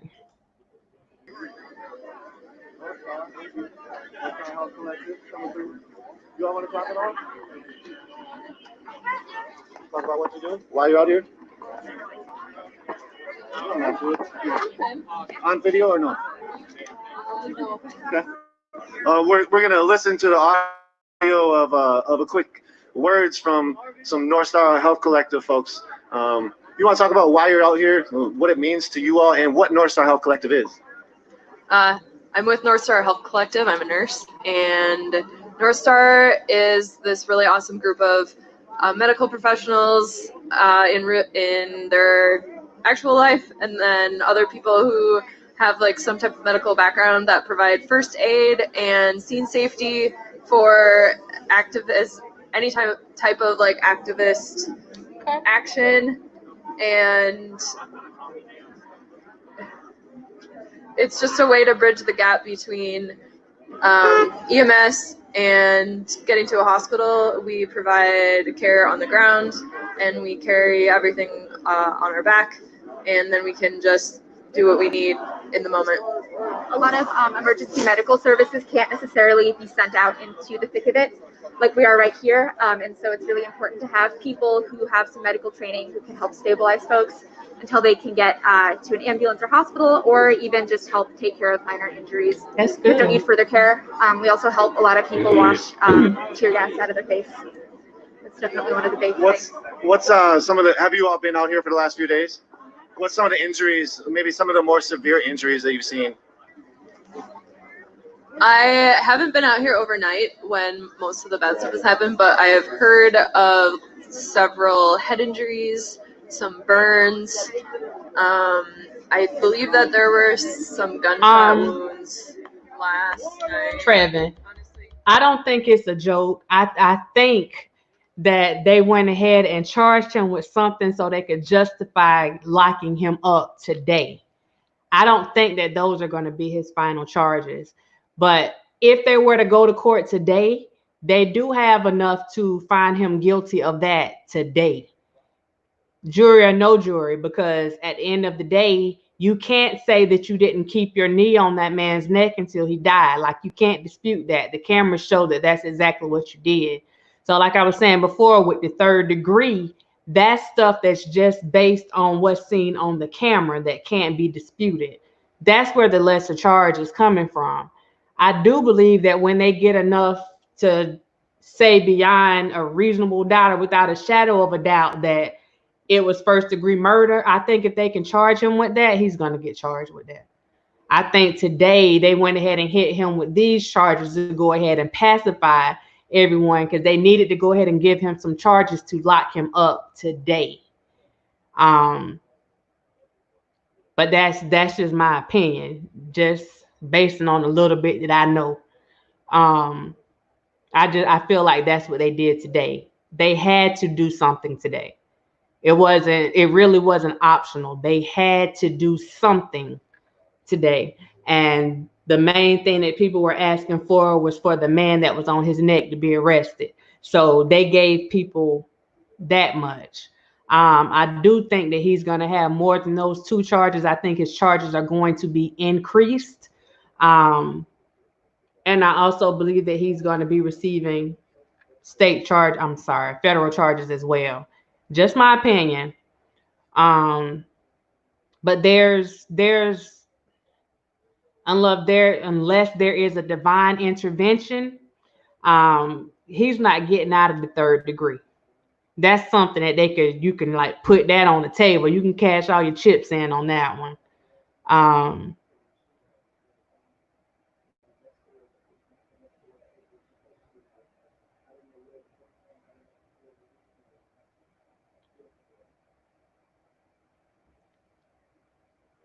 And the thing is, I'm trying to look at this video too. The thing is, when that police department, when they went ahead and fired him from the beginning, they were making a statement. They were making a statement. What in the world are they doing? They were making a statement when they fired them. Like, we can't have y'all back on this. Y'all did this, you on your own.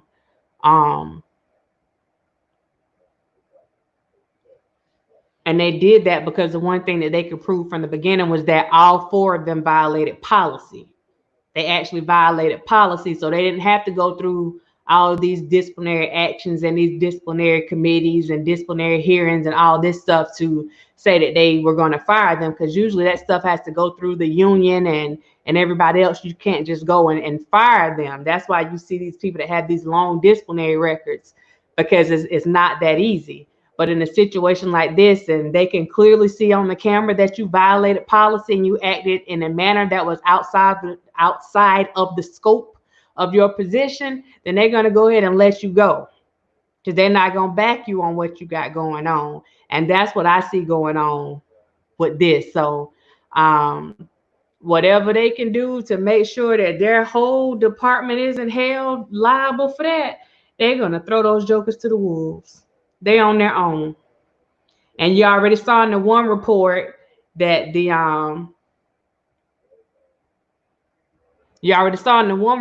if you saw the complaint that I put up, you have the one officer letting them know, look, I told him to get off him. I told him that we needed to roll him over. Like, that's some evidence that they have. So that dude ain't taking a fall for that other guy. And what they're going to say, look, he was the more senior officer there.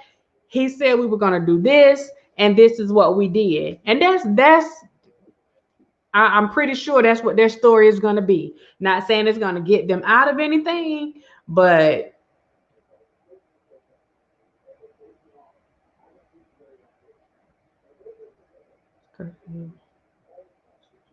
I'm not saying it's going to get them out of anything, but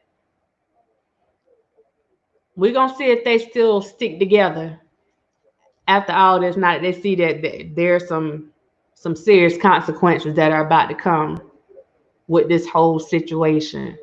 It's one thing when you still on the force and the force got your back. That force dropped them off at the bus station.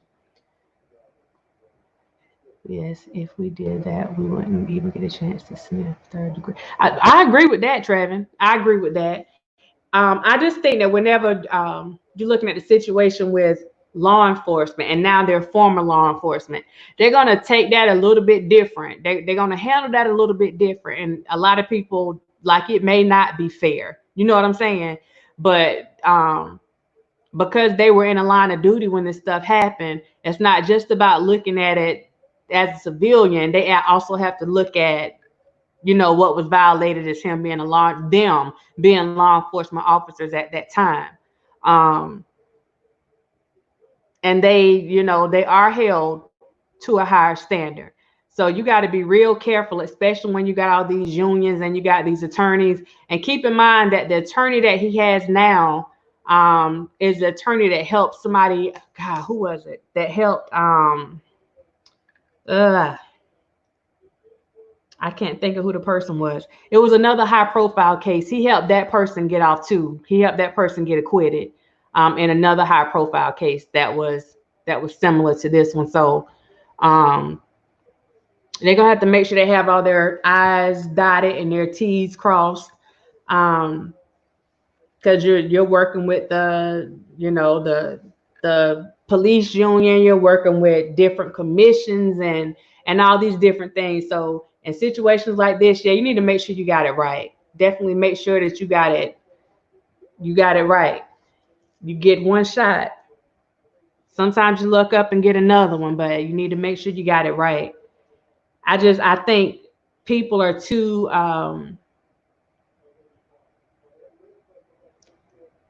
I think at this point people are too upset to just let it go. That's what I'm thinking. It has awakened so many people and it has pissed so many people off that I just don't think that they'll let it go. And you see how these people are acting right now? And they going around burning up everything. Because my best friend, I cried all morning today because one of my best friends, her name was Erica Garner. Today is her birthday. Today is Erica Garner's birthday, and she was fighting every single day for her father. Y'all remember in New York City, Eric Garner. His dying words was what? His dying words was what? I can't breathe. Our late great friend Erica Garner's birthday today, she would have been here if she was alive. Because the last words 14 times of George Floyd was what? I can't breathe. I can't breathe. So I cried today because I knew today was her birthday and I knew what she would be if she was alive today. They found something in her heart and she died. All of a sudden, this woman was brokenhearted. She fought every single day. The New York City Police Department broke her heart and she died. And she still ain't got justice for Eric Garner. She still ain't got justice for Eric Garner to this day, and she died fighting. All of a sudden, they found something on her heart and she died. So we fight in the name of Erica Garner and Eric Garner and all those around the country. We don't want George Floyd to go years and years and years and not get justice. We want justice win. We want justice win. We want justice win. We want justice win. By any means necessary. By any means necessary. Say we done prayed before. We done prayed before. Say we done been peaceful. We done been peaceful. We done been protesting. We done been yelling. We done been sharing it on Facebook. We done done everything, y'all. And the only thing that they understand is when people start burning things up. 400 years we have been peaceful, we have been forgiven, we have done everything to stay peaceful, and the only thing that y'all understand is this building right here on fire.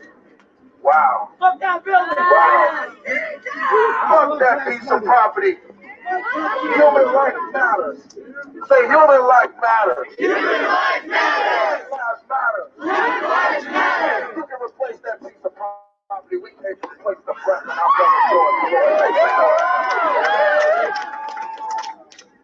So we share with y'all, I just want to say, from Chicago, got on the road, drove in 6 hours. I just want y'all to know it's folks all over. I heard folks from North Dakota, anybody from other cities, shout it out. All right. Harlem, where? Bronx, Detroit, I heard, where? Atlanta, D.R., Houston, Chicago, Indiana. That's what I'm saying. If you got somebody that can get the crowd where they need to be and help keep them focused, then you let that person keep them focused during it. Even if it's the pastor. Hallelujah. Because that was our brother. George Floyd was our brother. All of us may have not have met George Floyd, but we felt like that could have been our brother. And that's how we're supposed to treat it. We ain't waiting. We not waiting until it hit home. That was our brother. Say, that was our brother. That was our brother. That was our brother. That was our brother. That was our brother. Everybody watching on live and cameras, just know, don't wait till it hit home. Because George Floyd was our brother. That's right. And you come out here and you stand with us and you fight with us because this is a revolution and it ain't stopping. Yes. This ain't a riot. This ain't a riot. This ain't a riot. This ain't a riot. This ain't a riot. It's a revolution. CNN said they have new video to show why the cops did what they did. Keisha, I'm gonna be honest. Let me turn this down for a minute. I'm gonna be honest with you. Just being involved in several incidences, actually where people didn't want to be detained, and I've seen people drop their weight, or stiffen up on you. If that's what they have, I can see that happening. I can definitely see that happening, but it's not a justification. And I know this is not what you're saying, but it's not a justification for them doing what they did. If he dropped his weight down, and was refusing to get in the car, even with that, because based on the complaint said that they actually got him in the car. They finally got him in the car, and the officer pulled him through the passenger side, and he landed on his face on the ground outside of the car. So I'm like, what kind of pulling did you do? Because once you got him in the car, you should have left him in the car. So it would be good to know what happened in that little, that short snippet that we weren't able to get access to. And I'm guessing that at some point, since the attorneys have seen it, I'm pretty sure that somebody put that information out over there, out to us so that we can see it. Okay, so like I told y'all, the bail was set at $500,000. That's what was on this is breaking news on CNN now. It was set at $500,000. That was already on the information from earlier today. And what I'm going to do is I'm going to put that back up so you guys can see it.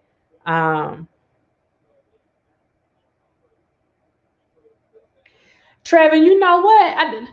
Let me tell you, that's a misconception that people had, because they felt like everything that Martin Luther King did was about peace. They bust the grape too. Everything that they did wasn't peaceful. A lot of things that were captured, on camera and, for history's sake, those things were, done in peace. But yeah, everything that he did and everything wasn't about, we just gonna bow out and everything, and even to tell you the truth, Malcolm X had made a statement before that, talking about nonviolence. It's just the way that some things ended up turning out in the end. But one thing that I do agree with that Dr. King said, and it holds true to this day, is that violence begets violence. So if you come at somebody in a violent nature, then that's what you're going to get in return. And I feel like that's what happened with this situation. You had the police officer come and he acted in a violent nature towards George Floyd. I mean, you killed him, you murdered him, and then this is the response that you get. That mess is probably Donna. This is the response that you get in return. So violence begets violence. He did something, he was violent towards this man, and then this is the ending result that they have right here. And then this ending result is also met with violence. So violence begets violence. Yeah, TJ, they still, up until that day, actually up until the day that he died, they worked together at a club. They were both bouncers at a club. And that's one of the things that they're looking into as well, before they can, say, because right now, he's just a cop, he didn't know the guy. So now they're looking at, okay, well, maybe they did know each other, and maybe this was deeper. So maybe this was premeditated. Like, they have to go and look at everything now and see, kind of weigh things out, because there's a lot of twists and turns to the story, apparently. And that's definitely something that I would want them to check into. I know that Riot Meal, we don't know. We don't know. And they talked to the lady that actually owns the place, and she was saying that she didn't think, she said they probably ran across each other, but she didn't think they knew each other, like they could identify each other. But there's no way for you to know that. There's no way. And I know for me, if I work with somebody, even if I run across them one time, I may not remember the name, but that face is going to look familiar. There's going to be some type of familiarity when I see them again. You don't know if they exchange words, at the place, or if they bump heads at the place. We don't know. We don't know. That's a story that's yet to be told. But that's definitely something that needs to be looked into, because if there was something personal going on over there, then that changes this story completely. It changes it completely. So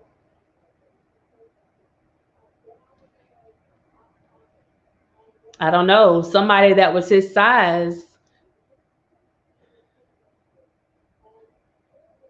6 something and some change, like those people, if you working with that person, I don't think you'll forget, what that person looks like. Let's see what this guy's talking about on here. Something like you would do if you're drunk and ran over some guy, like drunk. They're trying to like justify it in some way, and it's not justified. This is first-degree murder. There's no other way to slice it. There's no other way to put it, and we need this man in jail. They may have put this guy in jail. Nobody's seen any proof, but like these other 3 guys need to be there with him, and that's all there is to it. And until that is done, you see it. We here, we out here, and this is the way. No, he didn't. He tried to say out. This is the way it is now. And you think it's gonna press pause, Minnesota. Press pause now. I need y'all to do better with that. He said, "We out here." We out here. Okay, I'm gonna turn this back up. He tried. Thank you, man. Turn that back up. My name is Victor. Have a beautiful night, my friend. You too. We out here. I digress. Let me bring it back. Okay.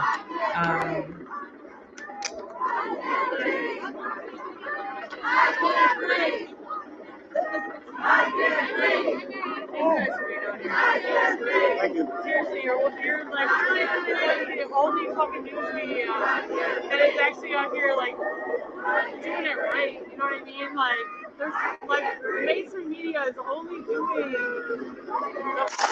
bullshit. You guys are like one of the only people that are actually out here doing like an actual fucking protest. Really fucking appreciate you guys being on this. Appreciate it.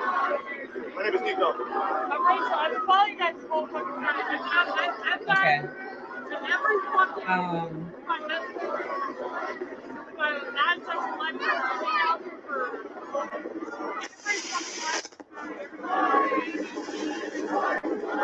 Let's go.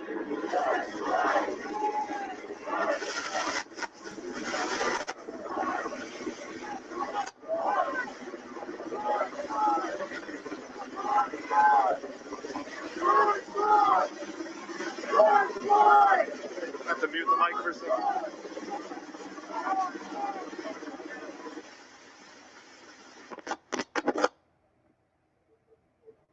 Let me turn that down for a second because that's a lot of noise.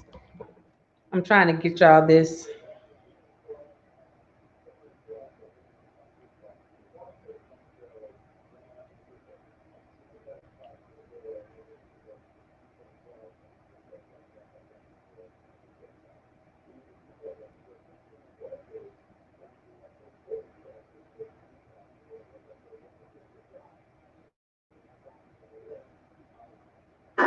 Okay, so I'm gonna give you guys this information really quick in regards to first degree murder in Minnesota.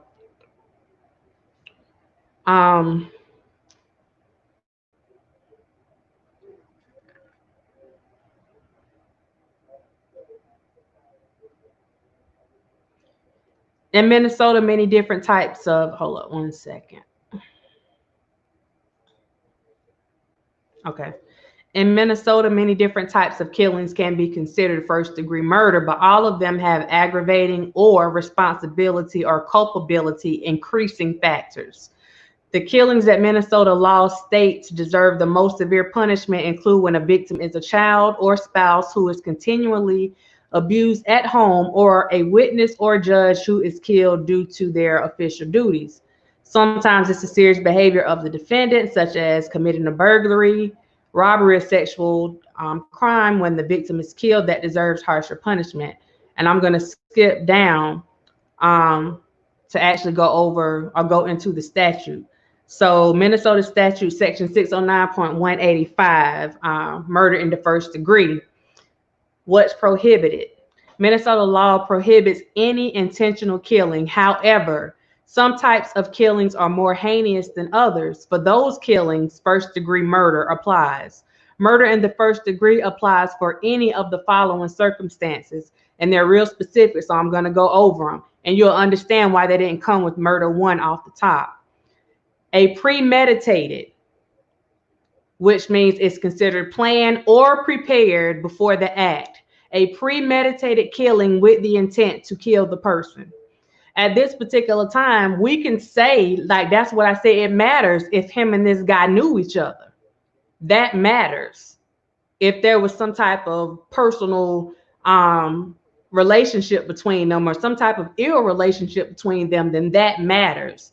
Even for it to be premeditated, now the prosecution can argue on their side that you don't have a certain amount of time when it, for it to be premeditated. For a police officer, that could be a matter of minutes. That could be a matter of hours. It could have been premeditated when you first put your knee in his neck that first 5 minutes, and then you realized that he was dying or that you were cutting off his air, and then you thought about it and you decided, oh, let me go ahead and kill this joker. Like, they can try and argue that, okay, we can say that this is premeditated, but a lot of stuff comes along with that. You have to prove that it was premeditated, and proving that something was premeditated without having some kind of documents and recordings, some kind of evidence that shows that there was some pre-thought to what he was doing, that's going to be kind of hard. Not saying it's impossible, but it's going to be kind of hard just based on the circumstances, unless there was a prior relationship, unless there was prior contact, unless something else happened beforehand that would constitute premeditation. So I'm gonna go on. The first one is premeditated. The second one, killing someone while committing or attempting criminal sexual conduct in the first or second degree, as in rape or sexual assault. The next one, killing someone with the intent to kill someone. What in the world?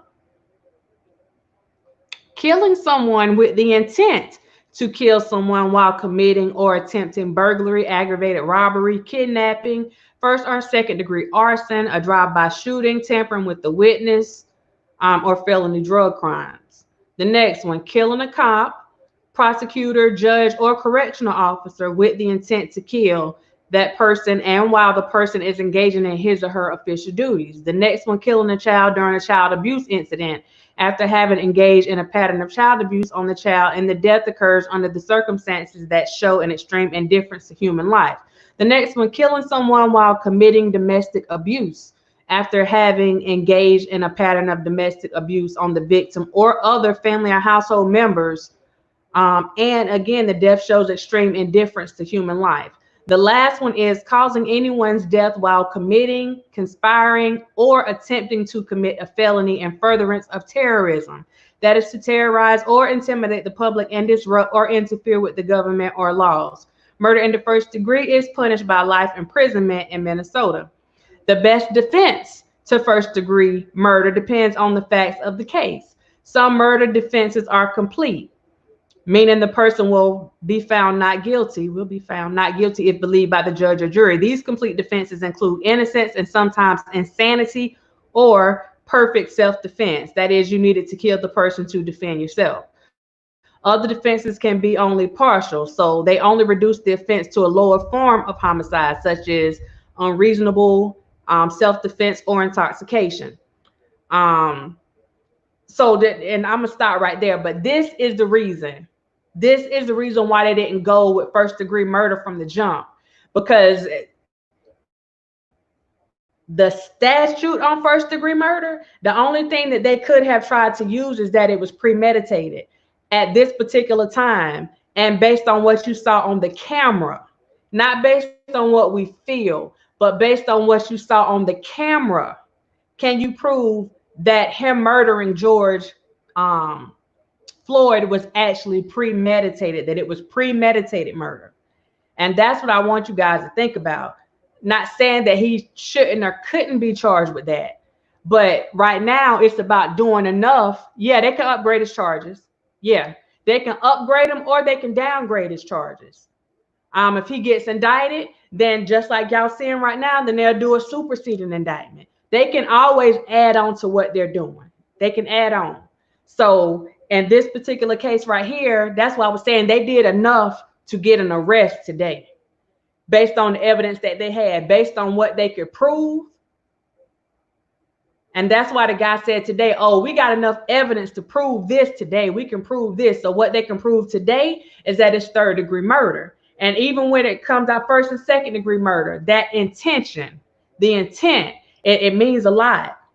And you got to be able to prove that intent. There has to be some type of evidence to prove that intent. So it's not like they trying to like give him a pass or whatever. But if you like do it based on the law, then they got to go by what they have. And the only thing that they could possibly use to justify giving him that first degree charge is for it to be premeditated. And at this point, like, we'll be some darn psychics or whatever. We can say, oh, we know that it was premeditated. That the defense, the prosecution can argue that it was premeditated the moment that he went deeper into the vein. But that's something that has to be proven. That's something that has to be proven. But it's third degree. There's nothing to prove. You killed him on camera. Your actions led to his death. Your actions showed a clear and blatant disregard for human life. That's what was showed on that camera. That we can show with this manslaughter and this third degree charge, that your actions led to his death, and that you had a complete disregard for life, and that your reckless or dangerous acts led to someone else's death, regardless of what your intentions were. Regardless of what, but the body language and all that stuff, that's not something that can be used as evidence in court. You know what I'm saying? That's based on our feelings. When you look at the evidence in court, even though I'm sitting here saying, I can tell you from the beginning, looking at his body language, the smirk, his hands in his pockets, the grinding of his knee. Yeah, I'm going to tell you, he knew what he was doing. But can I prove that it was premeditated? That when he got on that scene that day, that his sole purpose was to go. When he took him down, when he got on him, was his sole purpose from the moment he touched him, was his sole purpose to kill him. Now we can say, yeah, we might be right, but can you prove it? That's what it comes down to in all of this stuff. In all the cases that we discuss on anything, everything comes down to, I hear what you're saying, and that makes sense, but prove it. And that's what they're dealing with right now. Now, some people will play with it, but this right here, this is something that you really don't want to play with. You don't want to play with this one because you want this stuff to stick. You want it to stick. So, like I said, the charges that they gave him initially, these first 2 charges, are enough to give him 35 years off the top.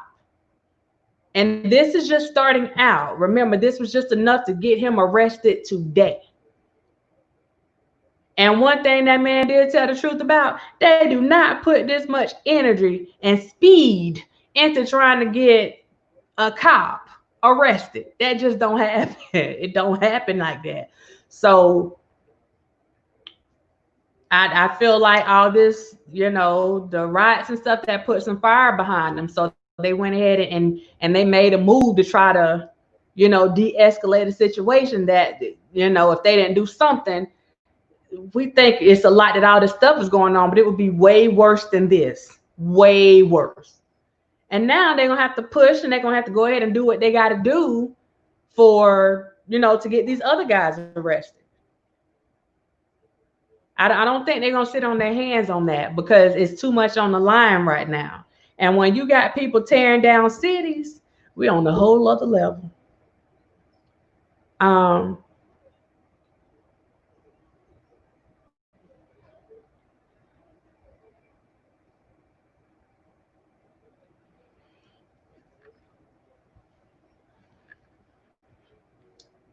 His whatever time he ends up getting is going to be the pace. It's going to depend solely on what's going to happen with this other case. So the feds are letting the state develop their case, right? And then whenever they see what's finally going on with that, and they're working on their case, but they usually let you go ahead and get your charges out. Okay, y'all charging him with this. Then they're going to look and they're going to see if they're going to do this color of law or whatever else charge that they can give him based on what that civil rights division says. Okay, well, they violated this civil right, they violated this. So they're looking at that stuff, and that's how the stuff is going to be compounded. So even if he gets, let's say he gets the maximum sentence on both of those charges, that's 35 years. I don't know how old Chauvin or whatever, I don't know how old he is, but actually, let me look at the report. Hold on, let's see.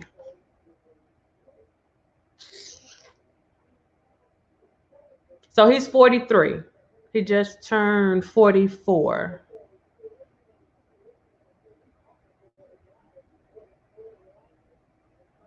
Yeah, he turned 44 in March. Okay. So we take that 44. We take that 44 and we tap that 35 years on there. Then he's going to be during that 80. If he gets out, he'll be during that 80. And he got to serve most of that sentence. Now, that's just for the state charges. If he has federal charges, then usually what they do is, let's say he get 10 years for the I think, what is the, let me see what the mandatory minimum is for that.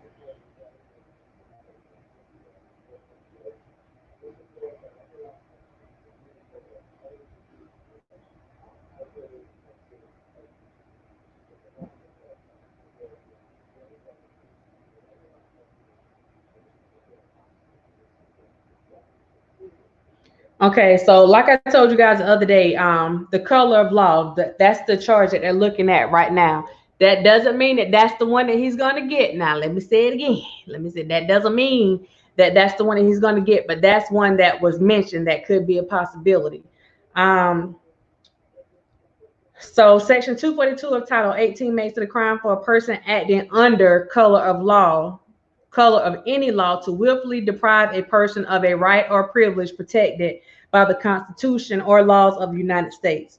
The purpose of Section 242 acts under color of law include acts not only done by federal, state, or local officials within their lawful authority, but also acts done beyond the bounds of that official's lawful authority. And that's what I'm saying. His stuff is a little bit different because he did this in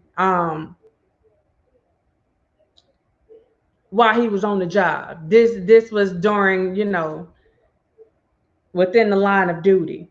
Let me find it.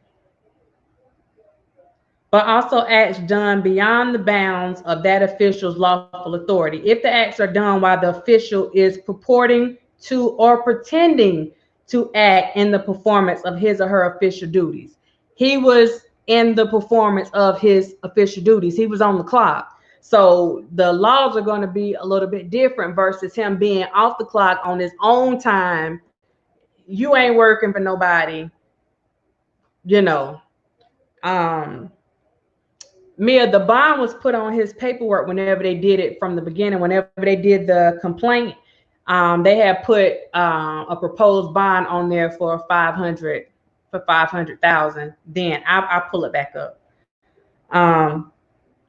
Persons acting under color of law within the meaning of this statute include police officers, prison guards, and other law enforcement officials, as well as judges, care providers, and healthcare facilities, and others who are acting as public officials. It is not necessary that the crime be motivated by animus toward the race, color, religion, sex, handicap, familial status, or national origin.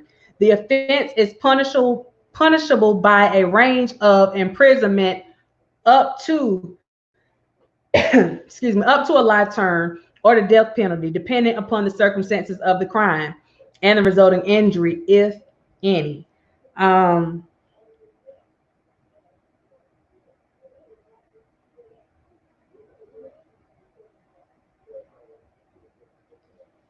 Whoever under color of law, under any color of law, statute, ordinance, regulation, or custom, willfully subjects any person in any state, territory, commonwealth, possession, or district to the deprivation of any rights, privileges, or immunities secured or protected by the Constitution or the laws of the United States shall be fined under this title or imprisoned not more than 1 year or both, and if bodily harm results from the acts committed in the violation of this section, or if such acts include the use, attempted use, or threatened use of a dangerous weapon, explosives, or fire, shall be fined under this title or imprisoned not more than 10 years or both.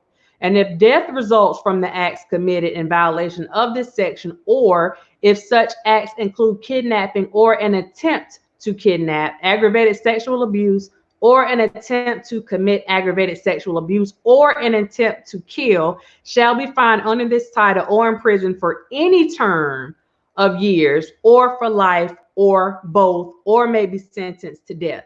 So his penalty for this, should he be found guilty on this federal charge, could be up to death.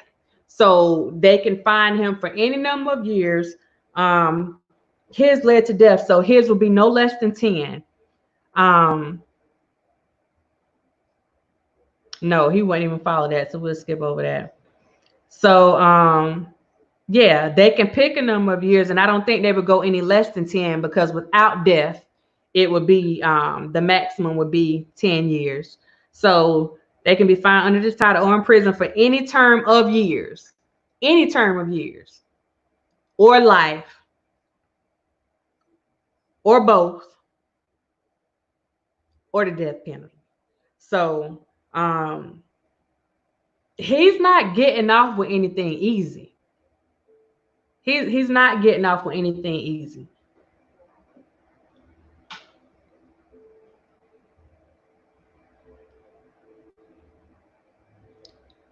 Basic Mom, you're right on both of them. You're right on both of them. Just for that situation, or do they look into a pattern like reoccurrence? Sonny Brown, if they were to go back, of course, the defense, the prosecution can go back and look at his history. And they're going to do that as a law enforcement officer. They're going to go back, they're going to pull his records, just like people were doing right now. They're going to go back and see if he has a history of certain things. But that just speaks to his character and a pattern of behavior. But as it comes to, let's say if he was on trial for that 3rd-degree murder today, all that stuff is irrelevant at this point, because really you basing it on what you see on this camera today. And so for them to try to go back and try him basically on something that was already done, you trying to, you know, hold him accountable. He had the murder, well, not murder. He shot somebody some years ago, and they try to use that as a basis of what he did today. Then that wouldn't be any different than people taking, you know, a certain person.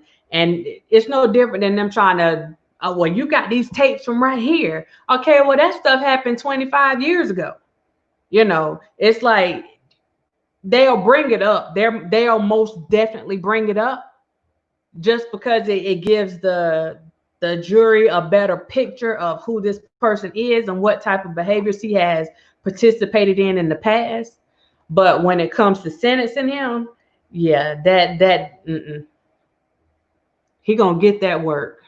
He is gonna get that work. This racism has got to stop. This younger generation, they're not trying to hear it and not here standing strong. Right, Groovy family, that's what I'm saying. They cut from a different cloth. They cut from a different cloth. Let me turn this back up because Sister Girl speaking on something. Don't show the loonies, don't show people stealing because we ain't. We're peaceful, we out here because we want change. So when y'all show us, y'all show this. We're not savages, we're not thugs. We just want freedom, we just want change. There's this beautiful proverb, it's an African proverb. It says, even the longest rope in the bush has an end. Even the longest rope in a bush, in any bush, has an end. Everything comes to an end. And today we're saying enough is enough. This has come to an end. It hasn't been working. It's not working. We're dying. We can't breathe. It's got to be cut short. This is us saying enough is enough. We're done dying. So if y'all showing that, y'all show us right here in this moment. Y'all hear me? Say his name. George Floyd. Say his name. George Floyd. Say his name. George Floyd. What's his name? George Floyd. What's his name? George Floyd. What's his name? George Floyd. What's his name? George Floyd. Hands up. George Floyd. Hands up. Don't shoot. Hands up. Don't shoot. Hands up. Don't shoot. Hands up. Don't shoot. Black lives matter. Black lives matter. Black lives matter. Black lives matter. Black lives matter. Black lives matter. Black lives matter. Black lives matter. Black lives matter. I can hear you. Black lives matter. Black lives matter. Black lives matter. Say his name. George Floyd. Say his name. George Floyd. Say his name. George Floyd. All right, I missed a few cities. We got to show love to all these cities, y'all. Y'all don't understand that the tone has been set, and there are dozens of cities right now being set up around this country. So y'all know every time I say a different place name. Des Moines, Iowa is going up right now. Let me turn this down. Let me put this complaint back up so y'all can get the information from the complaint.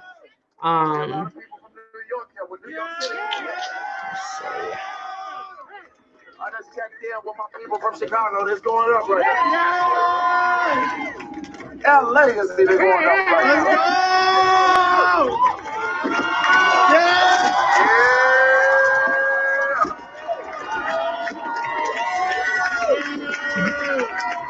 All right, so I showed this complaint earlier. This is the complaint.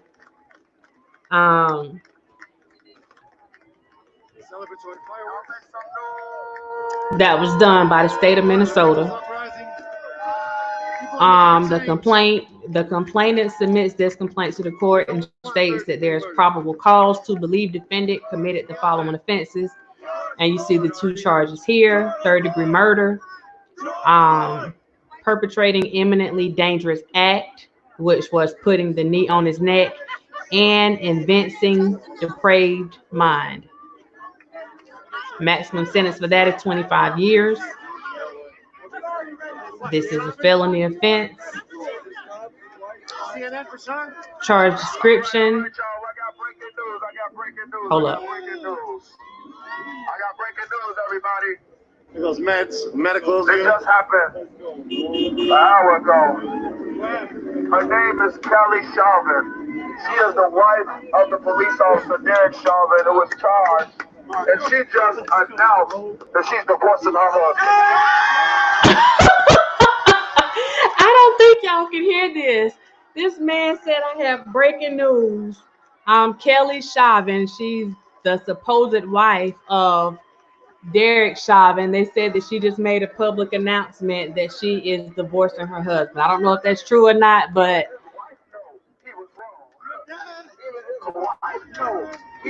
I don't know if that's true, so don't quote me on it. I'm repeating this guy.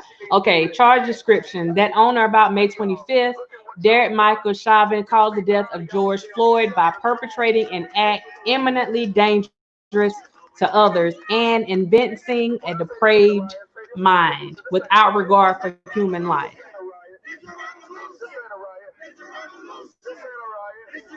So if you go back to let me see if I can find it. What I told you the Minnesota law was for third-degree murder, then you see how they came up with that particular charge. For Kelly Chauvin to, first of all, come on out here and stand on the front lines with us. From my understanding, the wife we're talking about is Tu Tao's sister. Tu Tao was the officer who was standing beside and not getting his partner off with George Floyd. Ties to one of the other officers. She must disown him. And it's her brother, right? The other officer was her brother. So we must make sure that she disowned him and those other officers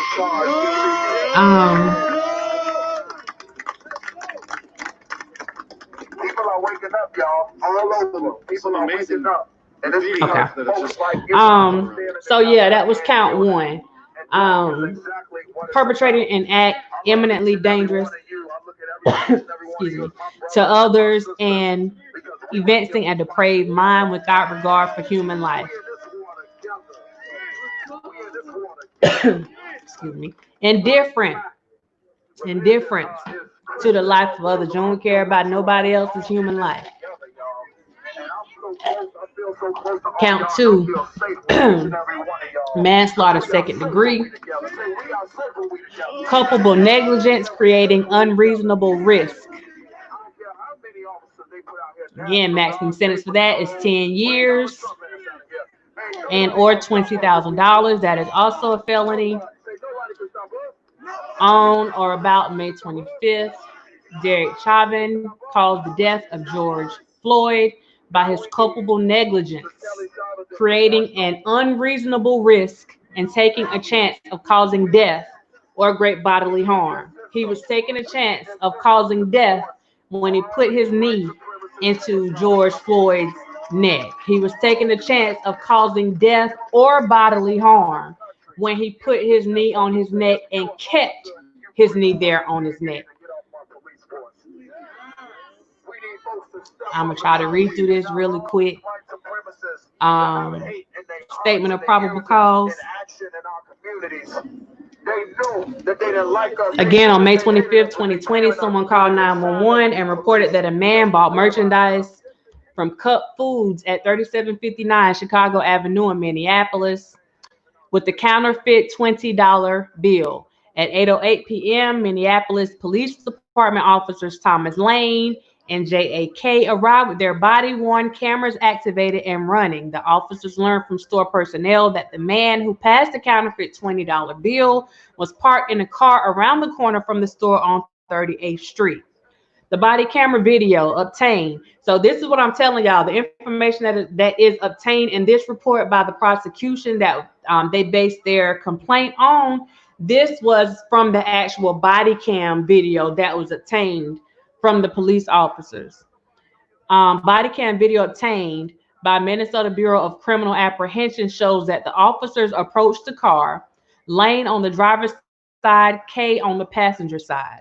3 people were in the car. George Floyd was in the driver's seat, a known male was in the passenger seat, and a known female was in the back seat.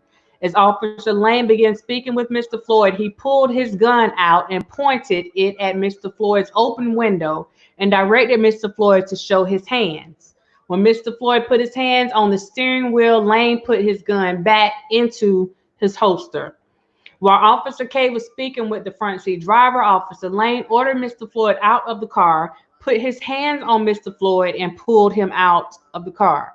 Officer Lane handcuffed Mr. Floyd. Mr. Floyd actively resisted being handcuffed. Once handcuffed, Mr. Floyd became compliant and walked with Officer Lane to the sidewalk and sat on the ground in Officer Lane's direction. In a conversation that lasted just under 2 minutes, Officer Lane asked Mr. Floyd for his name and identification. Officer Lane asked Mr. Floyd if he was on anything and explained that he was arresting Mr. Floyd for passing counterfeit currency. And what I'm saying up until this part, these things we could actually see on the video, the first video that was posted by the bystander. Officers K and Lane stood Mr. Floyd up and attempted to walk him to their squad car at 8:14 p.m. Mr. Floyd stiffened up, fell to the ground, and told the officers he was claustrophobic. In the video, we did see him walk into the car, and we did see when they got right by the car, it looked like he fell like off the sidewalk or something. He fell, he hit the ground. The officers, officers Derek Chauvin, the defendant, and TT Tao then arrived in a separate squad car. The officers made several attempts to get Mr. Floyd in the backseat of the squad from the driver's side. Mr. Floyd did not voluntarily get in the car and struggled with the officers by intentionally falling down, saying he was not going in the car and refusing to stand still. Mr. Floyd is over 6 feet tall and weighs more than 200 pounds. While standing outside the car, Mr. Floyd began saying and repeating that he could not breathe. The defendant went to the passenger side and tried to get Mr. Floyd into the car from that side, and Lane and Kay assisted from the passenger side. The defendant pulled Mr. Floyd out of the passenger side of the squad car at 8:19 p.m. and Mr. Floyd went to the ground face down and still handcuffed. So it sounded like they were pulling him into the car. I don't know if not, they pulled him so hard that he went through to the other side. I don't know. But somehow in their pulling, Mr. Floyd ended up on the ground face down. When he was on the ground face down, it sounds to me that this is when they got on top of him. He went to the ground face down and still handcuffed. Kay held Mr. Floyd's back and Lane held his legs. This is what we saw from the camera. This is what we saw from the second camera. Kay held Mr. Floyd's back and Lane held his legs. The defendant, Mr. Chauvin, he placed his left knee in the area of Mr. Floyd's head and neck. Mr. Floyd said, "I can't breathe," multiple times and repeatedly said, "Mama," and "please" as well. The defendant and the other 2 officers stayed in their positions. That is the 3 bodies that we saw on top of Mr. Floyd. The officer said, "You are talking fine," to Mr. Floyd as he continued to move back and forth. Lane asked, this is Officer Lane. Officer Lane is asking Mr. Chauvin, should we roll him on his side? And the defendant said, no. He's staying put where we got him. Officer Lane then said, "I am worried about excited delirium or whatever." Chauvin said, "That's why we have him on his stomach." None of the 3 officers moved from their positions. The body cam video shows Mr. Floyd continue to move and breathe. At 8:24, Mr. Floyd stopped moving. At 8:25:31, the video appears to show Mr. Floyd ceasing to breathe or speak at 8:25:31.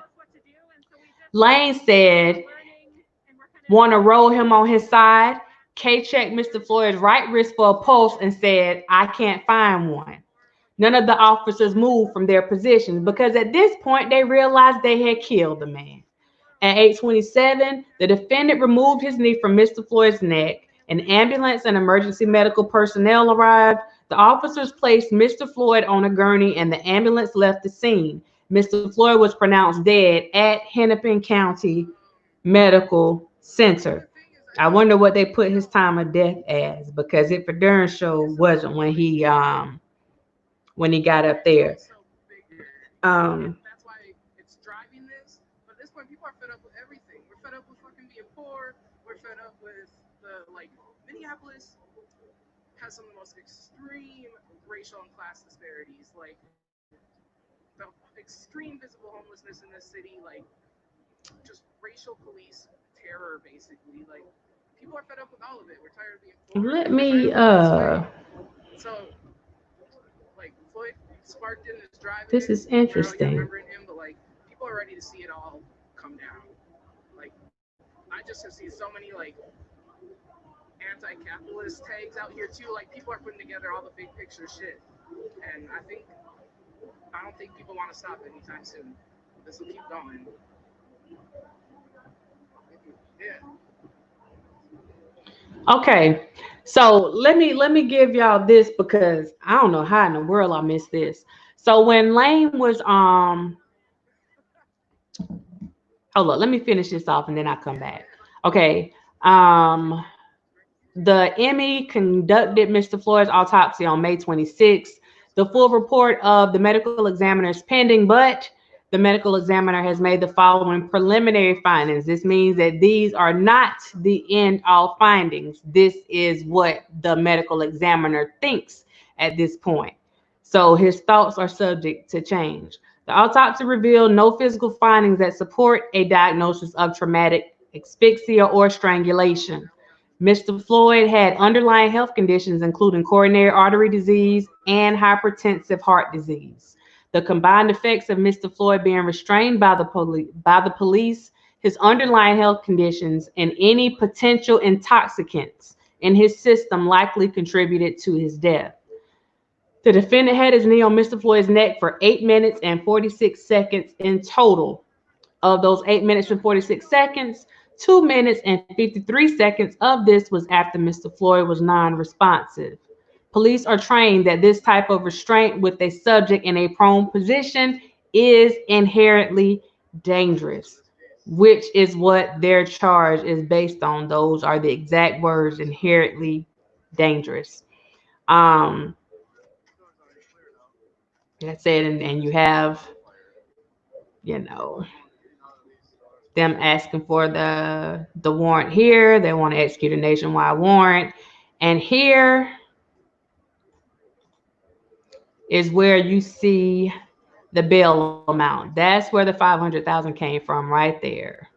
Since the defendant is already in custody, I order, subject to bail or conditions of release, that the defendant continue to be detained pending further proceedings.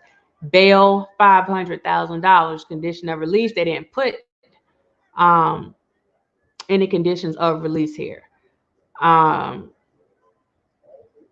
That lets you know they won't try to let him go nowhere. So there are no conditions of release that are put here.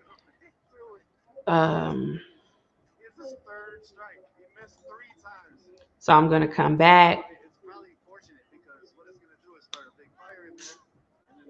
Okay. All right. So what I wanted to go over with you guys, and I just ran up on this because I was going to explain to you what the excited delirium was. But hey Lulu, how you doing?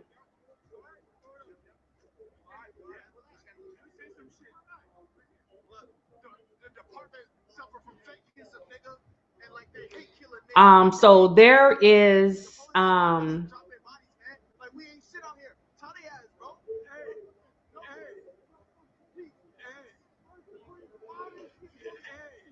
there was a training for law enforcement, and it's on understanding excited delirium, and it gives them 4 takeaways for law enforcement officers. And this was just published. Let me see if I can see that date. On January 6, 2020, this year. And I'm not going to read all this stuff, But it says in 2009, the American College of Emergency Physicians officially recognized excited delirium syndrome as a medical condition. And this is what lets you know that that other guy was fairly young, because that's a training that I'm pretty sure they just had. So that's why that was fresh in his mind. Like, what if it's excited delirium? So that's why he was telling that other cop to roll him over on his side. And you got this senior person, oh, you can't tell me what to do or whatever. And he didn't listen to the younger guy that was saying, look, we need to roll him over. So it's a good thing, and it doesn't solve anything, but it's better for me to know that all of these cops weren't just heartless. Somebody thought about something. I mean, good God.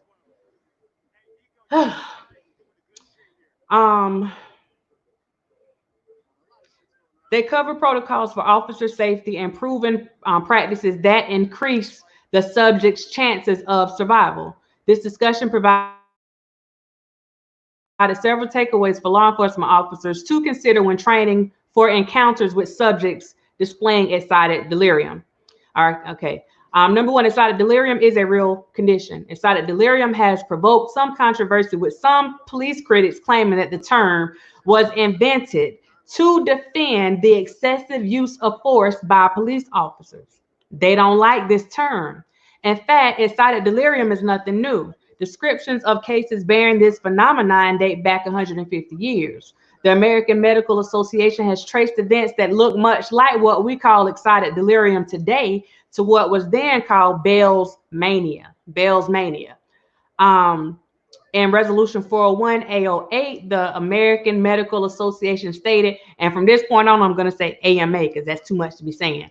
Excited delirium is a widely accepted entity in forensic pathology and is cited by medical examiners. It's cited by medical examiners to explain the sudden in-custody death of individuals who are combative and in a highly agitated state. That's why the boy mentioned that. That's why he said, do you think we need to roll him over? Excited delirium is broadly defined as a state of agitation, excitability, paranoia, aggression, and apparent immunity to pain. I've seen this. And these people have like this superhuman strength. Apparent immunity to pain, often associated with stimulant use and certain psychiatric disorders. So if he was using crack, not saying that he was, but if he was using some type of stimulant, then that would go along with what happened with him at that time. We're just looking at the whole picture, not saying that this is what happened, just giving you something for you to look at.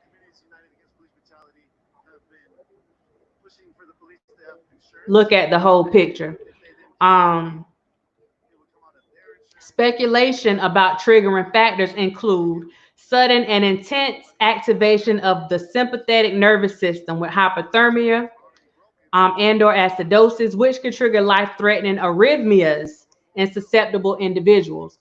So with the ME saying that what they did to him, along with his underlying medical conditions, the coronary artery disease, the hypertension that he had, this is how the ME, he didn't put that it was, you know, excited delirium. He didn't put that on there, but it seems like that's the direction that he's leaning toward, because he said their actions plus in combination with his underlying medical issues, along with any intoxicants that may be found in his system. The combination of all those things were the direct cause of his death. So with me giving you guys this information, it kind of helps make some things make sense.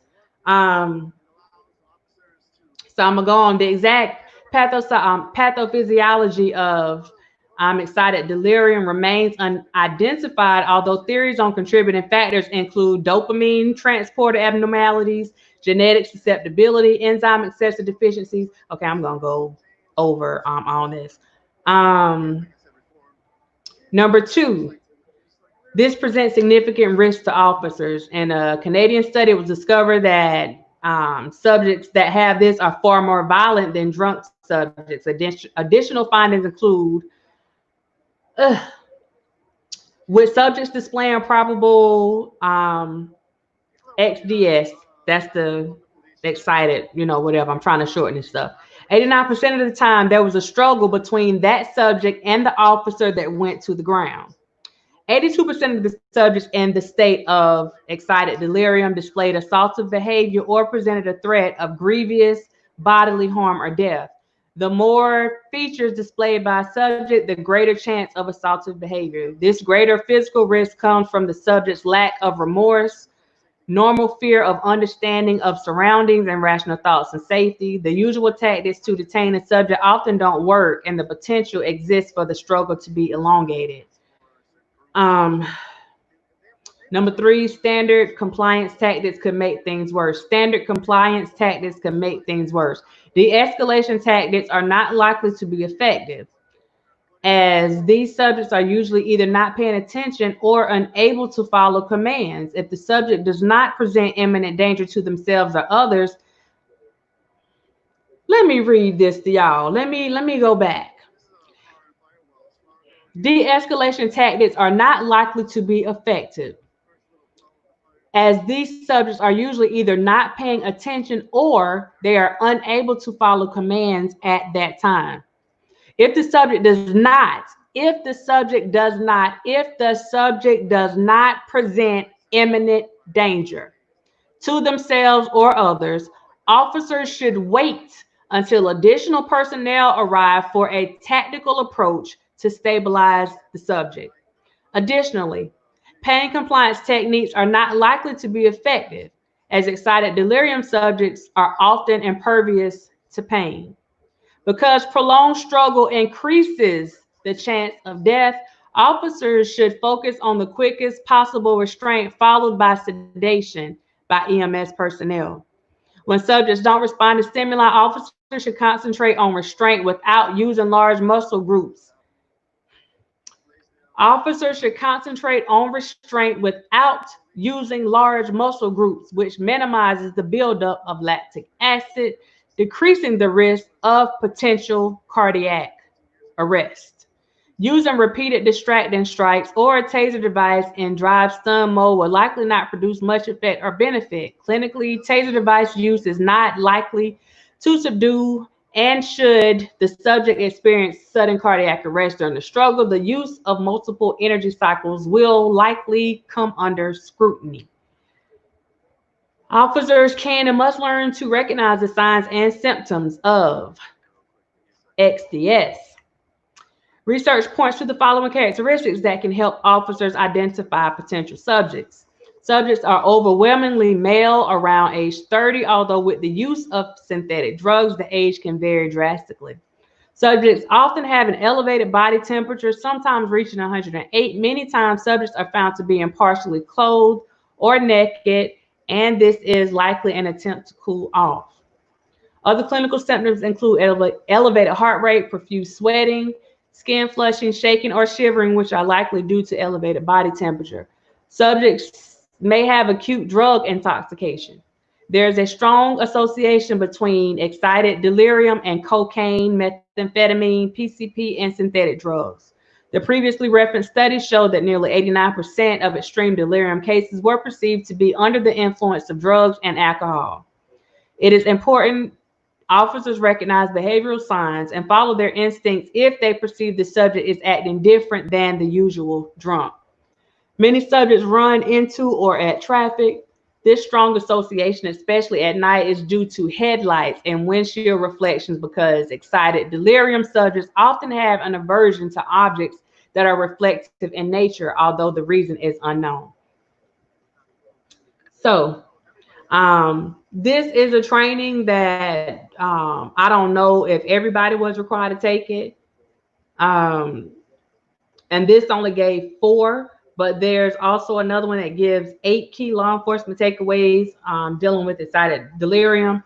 And I'm thinking that the way that this thing is going, and I heard the one of the attorneys on CNN today was saying that the prosecutors put too much information in that complaint. Now I understand why he said they put too much information in the complaint, and pretty much gave the defense their defense. So if you're saying that this man possibly had excited delirium, which the guy said on the camera, like, man, I'm worried about that excited delirium, we need to roll him over. And well, actually the camera would fight against that too, because the officer said, no, he's good, leave him where he is. So if it was excited delirium and this officer is trying to roll him over to make sure that he doesn't have this lactic acid buildup or whatever, or to make sure that they're not putting all their large muscle mass on this man like the man did with his knee and his neck. These are the things that this other guy was looking out for that this other cop was negligent about. So hence the negligence. But just putting these things out there, that gives the defense a reason to say, oh, well, he was experiencing this excited delirium and he was violent. And if they go and pull the research and go and pull the symptoms or the characteristics of it, then they're going to say, oh, well, he exhibited all this stuff. He was violent. He was resisting arrest. If you noticed in the video, the cop, the little TT, the towel guy, he said, this is what drugs will do to you folks. I don't know if y'all remember him saying that in the video.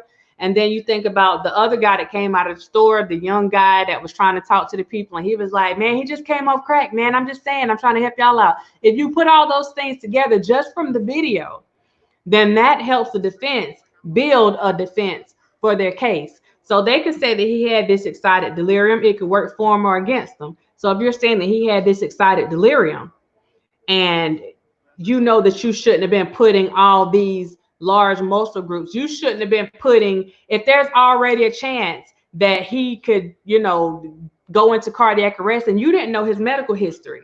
So let's say he did go into cardiac arrest because you cut off his oxygen supply. Okay. So either way, you still contributed to his death. And I think that what the enemy saw at the beginning, you had all these things going along in concert with what was actually shown on that videotape. So you can put all those things together and say that all of them could have possibly contributed to his death. But I'm pretty sure, and everybody's not going to like, you know, if they say he has something in the system, but if he has something in his system, then that helps this stuff make sense. It helps it all make sense. So by them putting certain things in there, it is helping them, like, look, go and look at this.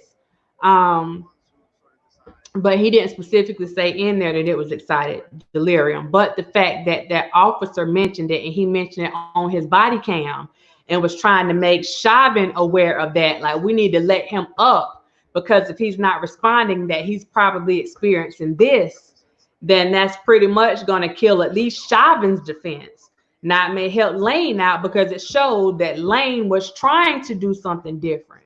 But if you got this more senior officer that's telling you, no, we're going to do it this way, I mean, you could go and try to pull him up. I don't know how that's going to work.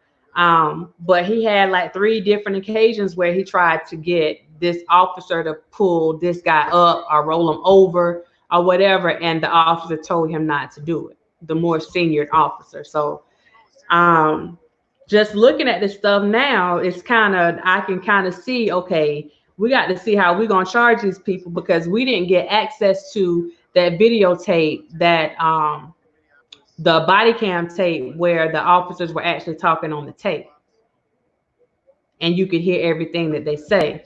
So if you hear them saying that on there, and then you hear Chauvin telling them, no, we're not going to do this, and no mention was made of the other officer was there, that was there. They never said that that other officer said anything. So what role did he play? You didn't say anything, so the silence give consent. So you went along and you just did whatever, and you didn't question what this senior officer said. So just looking at the whole thing, and I know y'all probably like, Dr. Raj, we ain't thinking about all that stuff. That's the kind of stuff that I think about, because there's really no defense for this crime, for this murder. So they're gonna have to come up with something. And this is something that I see them coming up with. He had this going on. He was violent. We can prove it. And you see when they pull him out the car, you saw the officer being aggressive, pulling him out the car. But then you see like a little struggle when they get out the car, like right at the tail end of the truck before he decides to go across the street. You could tell, you could see his leg, like there's a little struggle there. Like he was like, I ain't going. So I think this will help them try to build up their case, because otherwise he has no defense. And even with that, he still has no defense. But you got to come in court with something. You got to come in with something. So I think that this is just my observation, just my opinion. I think that the body camera actually shows them struggling with him some, and that's what the prosecutors were struggling with. I think that's what their struggle was, going ahead and charging, you know, these people with this particular thing.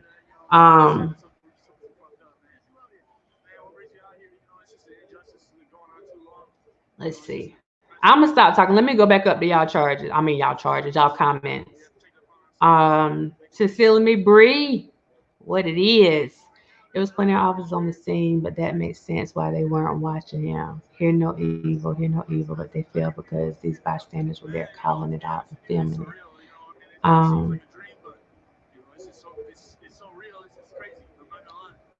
Cops are not trained to sit on your neck and use excessive force. Shelby knew exactly what he was doing. I remember him saying it. Please explain how this went from a simple arrest, no retaliation, to the ambulance on their way.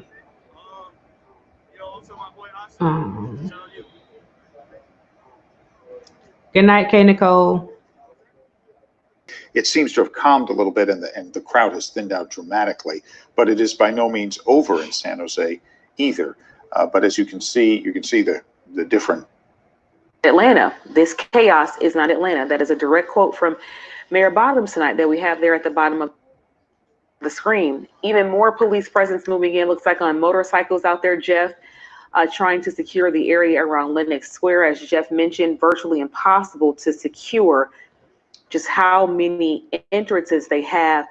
Ron, when you hear about all of these other departments that have now been brought in, we thought we could possibly wind down into the night. This is escalation. Yeah, you know what? This shows the seriousness of this situation. And obviously, I know our crews on the ground. We have Ryan Kruger and also Hope Ford. They're trying to get to some of these situations or some of these different scenes. But it shows the seriousness. Sincerely, Bree, they arrested the crew. They arrested the whole crew. Atlanta PD, they weren't justified. They never gave him an explanation for why they arrested him. And somebody, I guess the governor saw it, or he got a lot of calls, and the governor made all types of calls to get him out, and he came all publicly and apologized to them for the arrest, and he took responsibility for it. But their whole crew, him, the producer, the photographer, they were all arrested. And one of his, another guy, I can't think of his name, that does already coming to pass. That's why the governor probably intervened and said, hey, listen, but there was another guy, a white guy, that was on a different side, but like in that same zone. And he said that they approached him too, about why he was there and asked for his media pass. And he showed it to him, and they let him go about his business. They literally, they arrested them, and they took them down to the, they put him in the paddy wagon. Or maybe with a megaphone, and to speak to some and I think he said that they sat there for 30 minutes before anything even happened with that. But they didn't just get handcuffed, like they got arrested. I wonder if it would be a totally different situation right now, or are they just hell-bent on going out there and creating destruction and hurting some of these small mom and pop stores and even some of these Fortune 500 stores? But anyway, so Ron, let me take obviously this shows the seriousness. Laura, I don't disagree with that.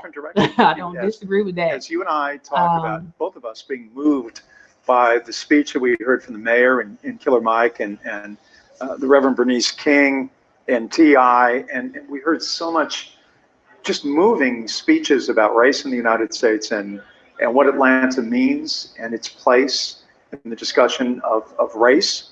What if people are not hearing that this would seem to be a professional, a sophisticated operation? I mean, to assume that these are merely protesters who are angry, right.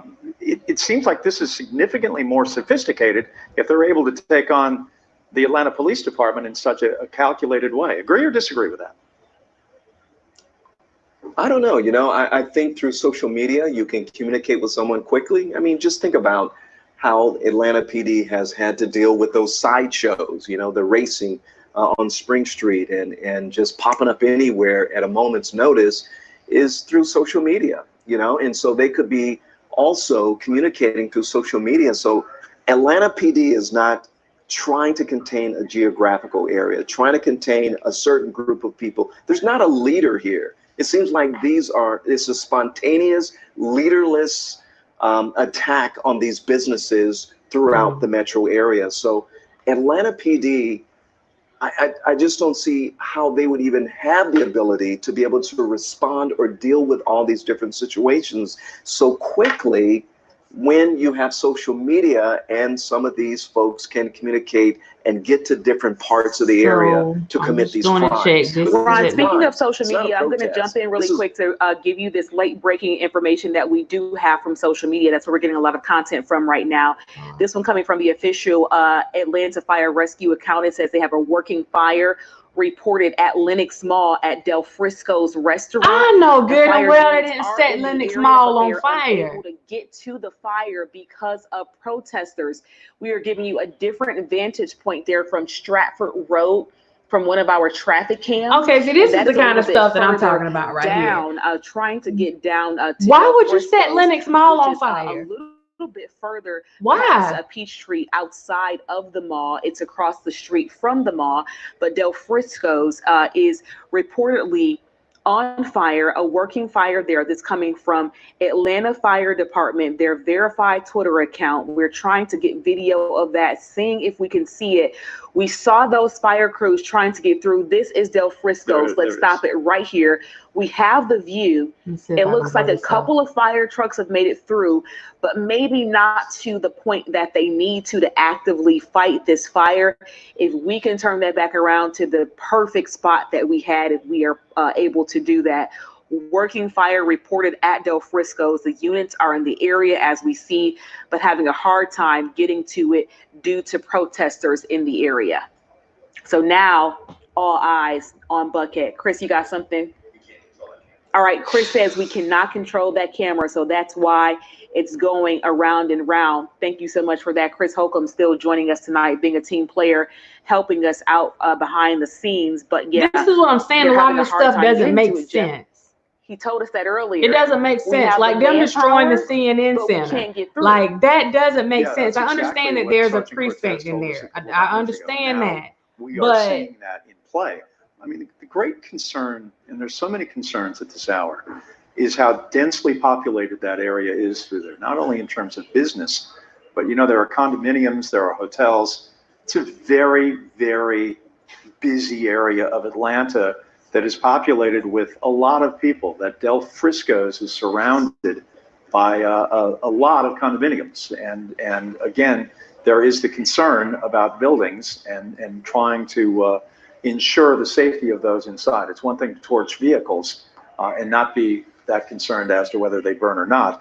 But when you're talking about people in various condominiums in a great proximity to Del Frisco's and certainly the hotels in that very densely populated area, you know, that is something I'm sure that is not lost on Atlanta police right now. And Jeff, we are going into the 9th hour of this. This is what I'm saying. There's like no rhyme or reason to a lot of this stuff. And it's our crews on the ground getting a little bit of a reprieve. We have been locked and loaded here on the anchor desk safely inside for about 9 hours now. We have Jennifer Bellamy, who has been working social media behind the scenes, gathering information.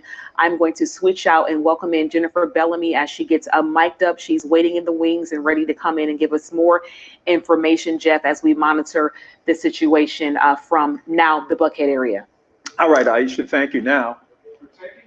At Buckhead, we have shifted from that's not at the downtown mall. Where the focus has been at the CNN Center and Centennial Olympic Park, and there have been those threats on social media that have been certainly present over the last 30 hours or so, and they intensified over the last 5 or 6 hours. We saw Atlanta police respond in kind with barricades around the mall. We also saw they gotta have some sense with this stuff. It's like that were in the parking lot DC showed up now next to but you don't go they were sort of encamped.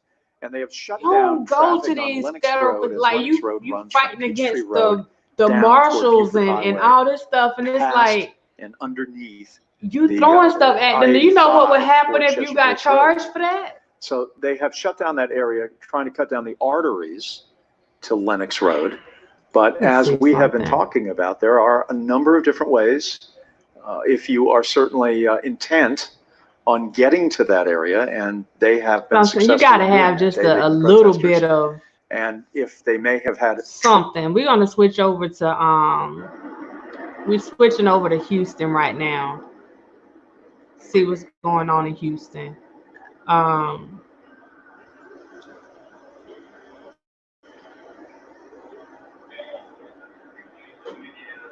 Okay. All right, guys, just giving you a quick update here. We are at the corner of Texas and Fannin. And we're going to turn around so you can kind of see a little bit of what's going on here. There's kind of a group of police officers here, Houston police, and I believe also some Texas DPS troopers. They're over to the left here.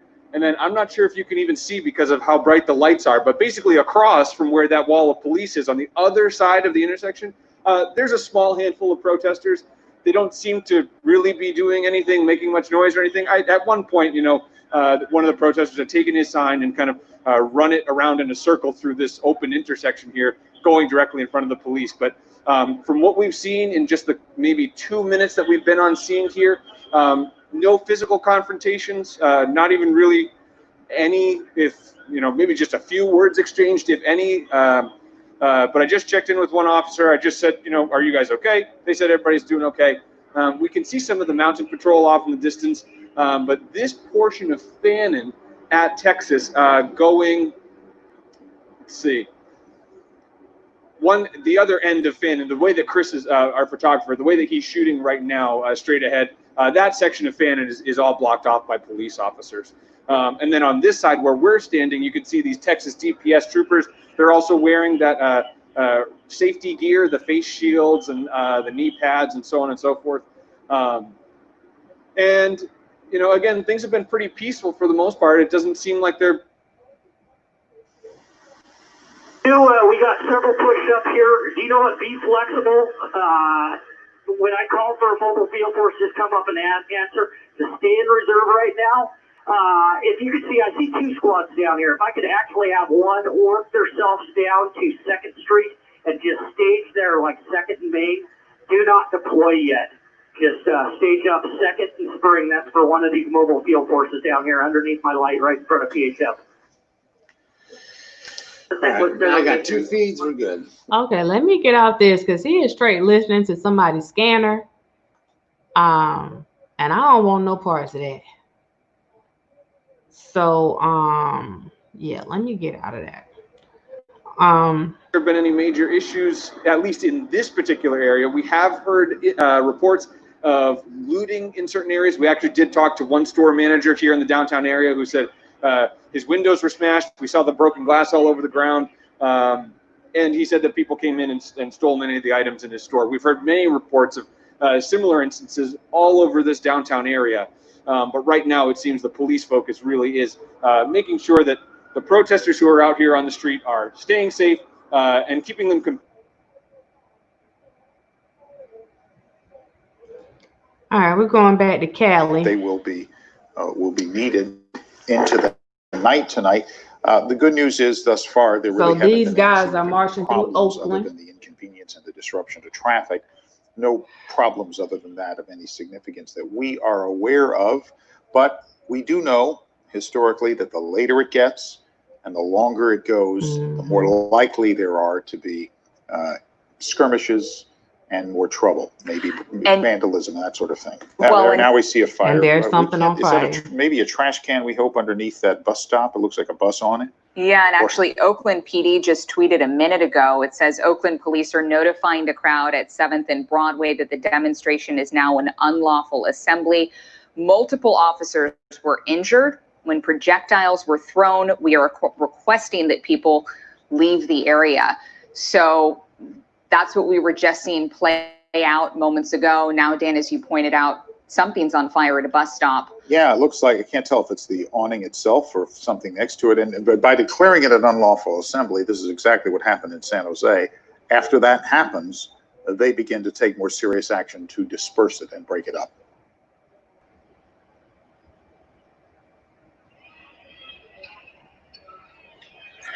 That's why I'm doing this shit, guys. I ain't got part of that shit.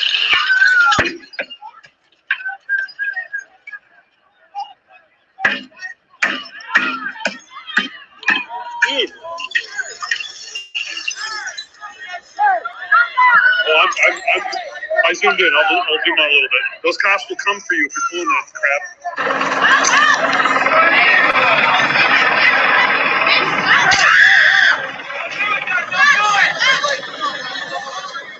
Looks like, yeah. Tries to see the auto go. I just came with a hammer and smashed the windows. I'm gonna fight you right now. You wanna go? That's what's up. Somebody hold my blunt. Hey, somebody hold my blunt. Hey. Are you a fucking cop?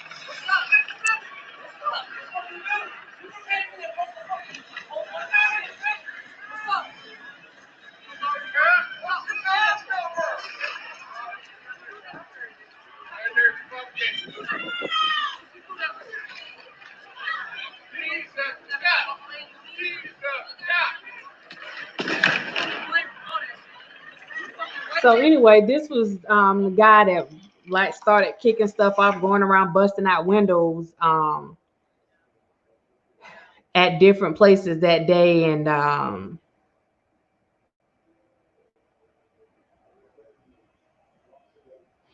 let me just take a pause for the call. Let me give y'all a commercial break real quick.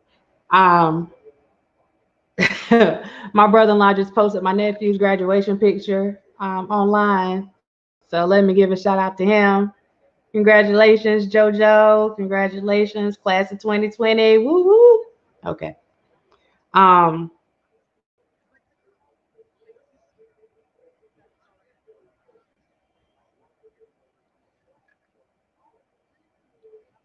She was looking for assistance in the wheelchair. She was stabbing her people before she came up. She was walking around deep in the wheelchair. So yeah, it's a lot of stuff out here, some conflicting stuff, some stuff that just looks crazy as all get out. You need to make sure that you maintain awareness of your surroundings and the people that are around you at all times, especially during this time, because you really don't know what's going on. I'm going to continue watching these different things and just praying that everybody is able to go home safely. That includes the people that are out there protesting and the officers and military, the National Guard. I heard him say that certain officers from the Department of Public Safety, like everybody that's out there and having to go out there and work, because these are dangerous times, especially when you don't know where people's minds are in the midst of all this, if they're actually out there, rallying, and really for the cause, or if they are the cause, a wolf in sheep's clothing. So yeah, Latrice, I got two. I got my nephew graduating in Atlanta, and I got my niece graduating down here. So we got two class of 2020s getting on up out of here.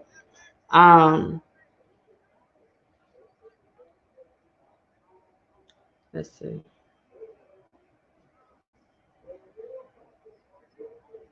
Gotta make sure y'all my watch done went down. I had to order another one. Thank God for the warranty. Thank God for the warranty.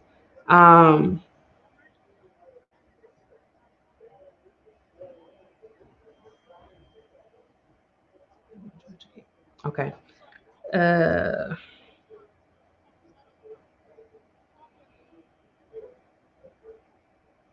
There was something else I wanted to show you guys before I got off here. I'd say tomorrow, well, yesterday, now, since it is like Saturday. But it was posted by AG Barr. And I'm going to read it to you real quick, and then I'll get off here. Hey, Janie. Attorney William Barr has issued the following statement. The video images of the incident that ended up with death of Mr. Floyd while in custody, where am I at? Of Minneapolis police officers were harrowing to watch and deeply disturbing. The state prosecutor has been in the process of determining whether any criminal charges are appropriate under state law. On a separate and parallel track, the Department of Justice, including the FBI, are conducting an independent investigation to determine whether any federal civil rights laws were violated. Both state and federal officers are working diligently and collaboratively to ensure that any available evidence relevant to these decisions is obtained as quickly as possible. Under our system, charging decisions must be and will be based on the law and facts. This process is proceeding quickly. As is the typical practices, the state's charging decisions will be made first. That's what I was telling you guys. They're going to see what the state is going to do first. The state's charging decisions will be made first. I am confident that justice will be served. This is coming from the Attorney General. So, yeah, I can't see this thing going unpunished or being swept under the rug. So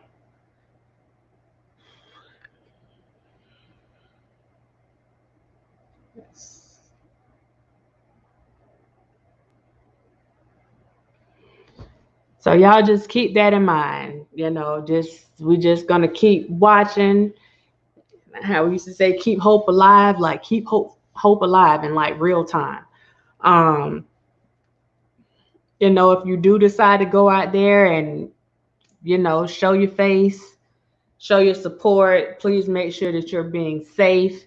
You know, try to be a little empathetic to other people's, you know, to what they have going on. And, you know, if you know somebody that's going out there burning stuff and doing all kind of stuff, you know, try to throw a little word at them. You know, maybe y'all want to reconsider just going and doing unorganized burning and looting and stuff, you know. But hopefully this will be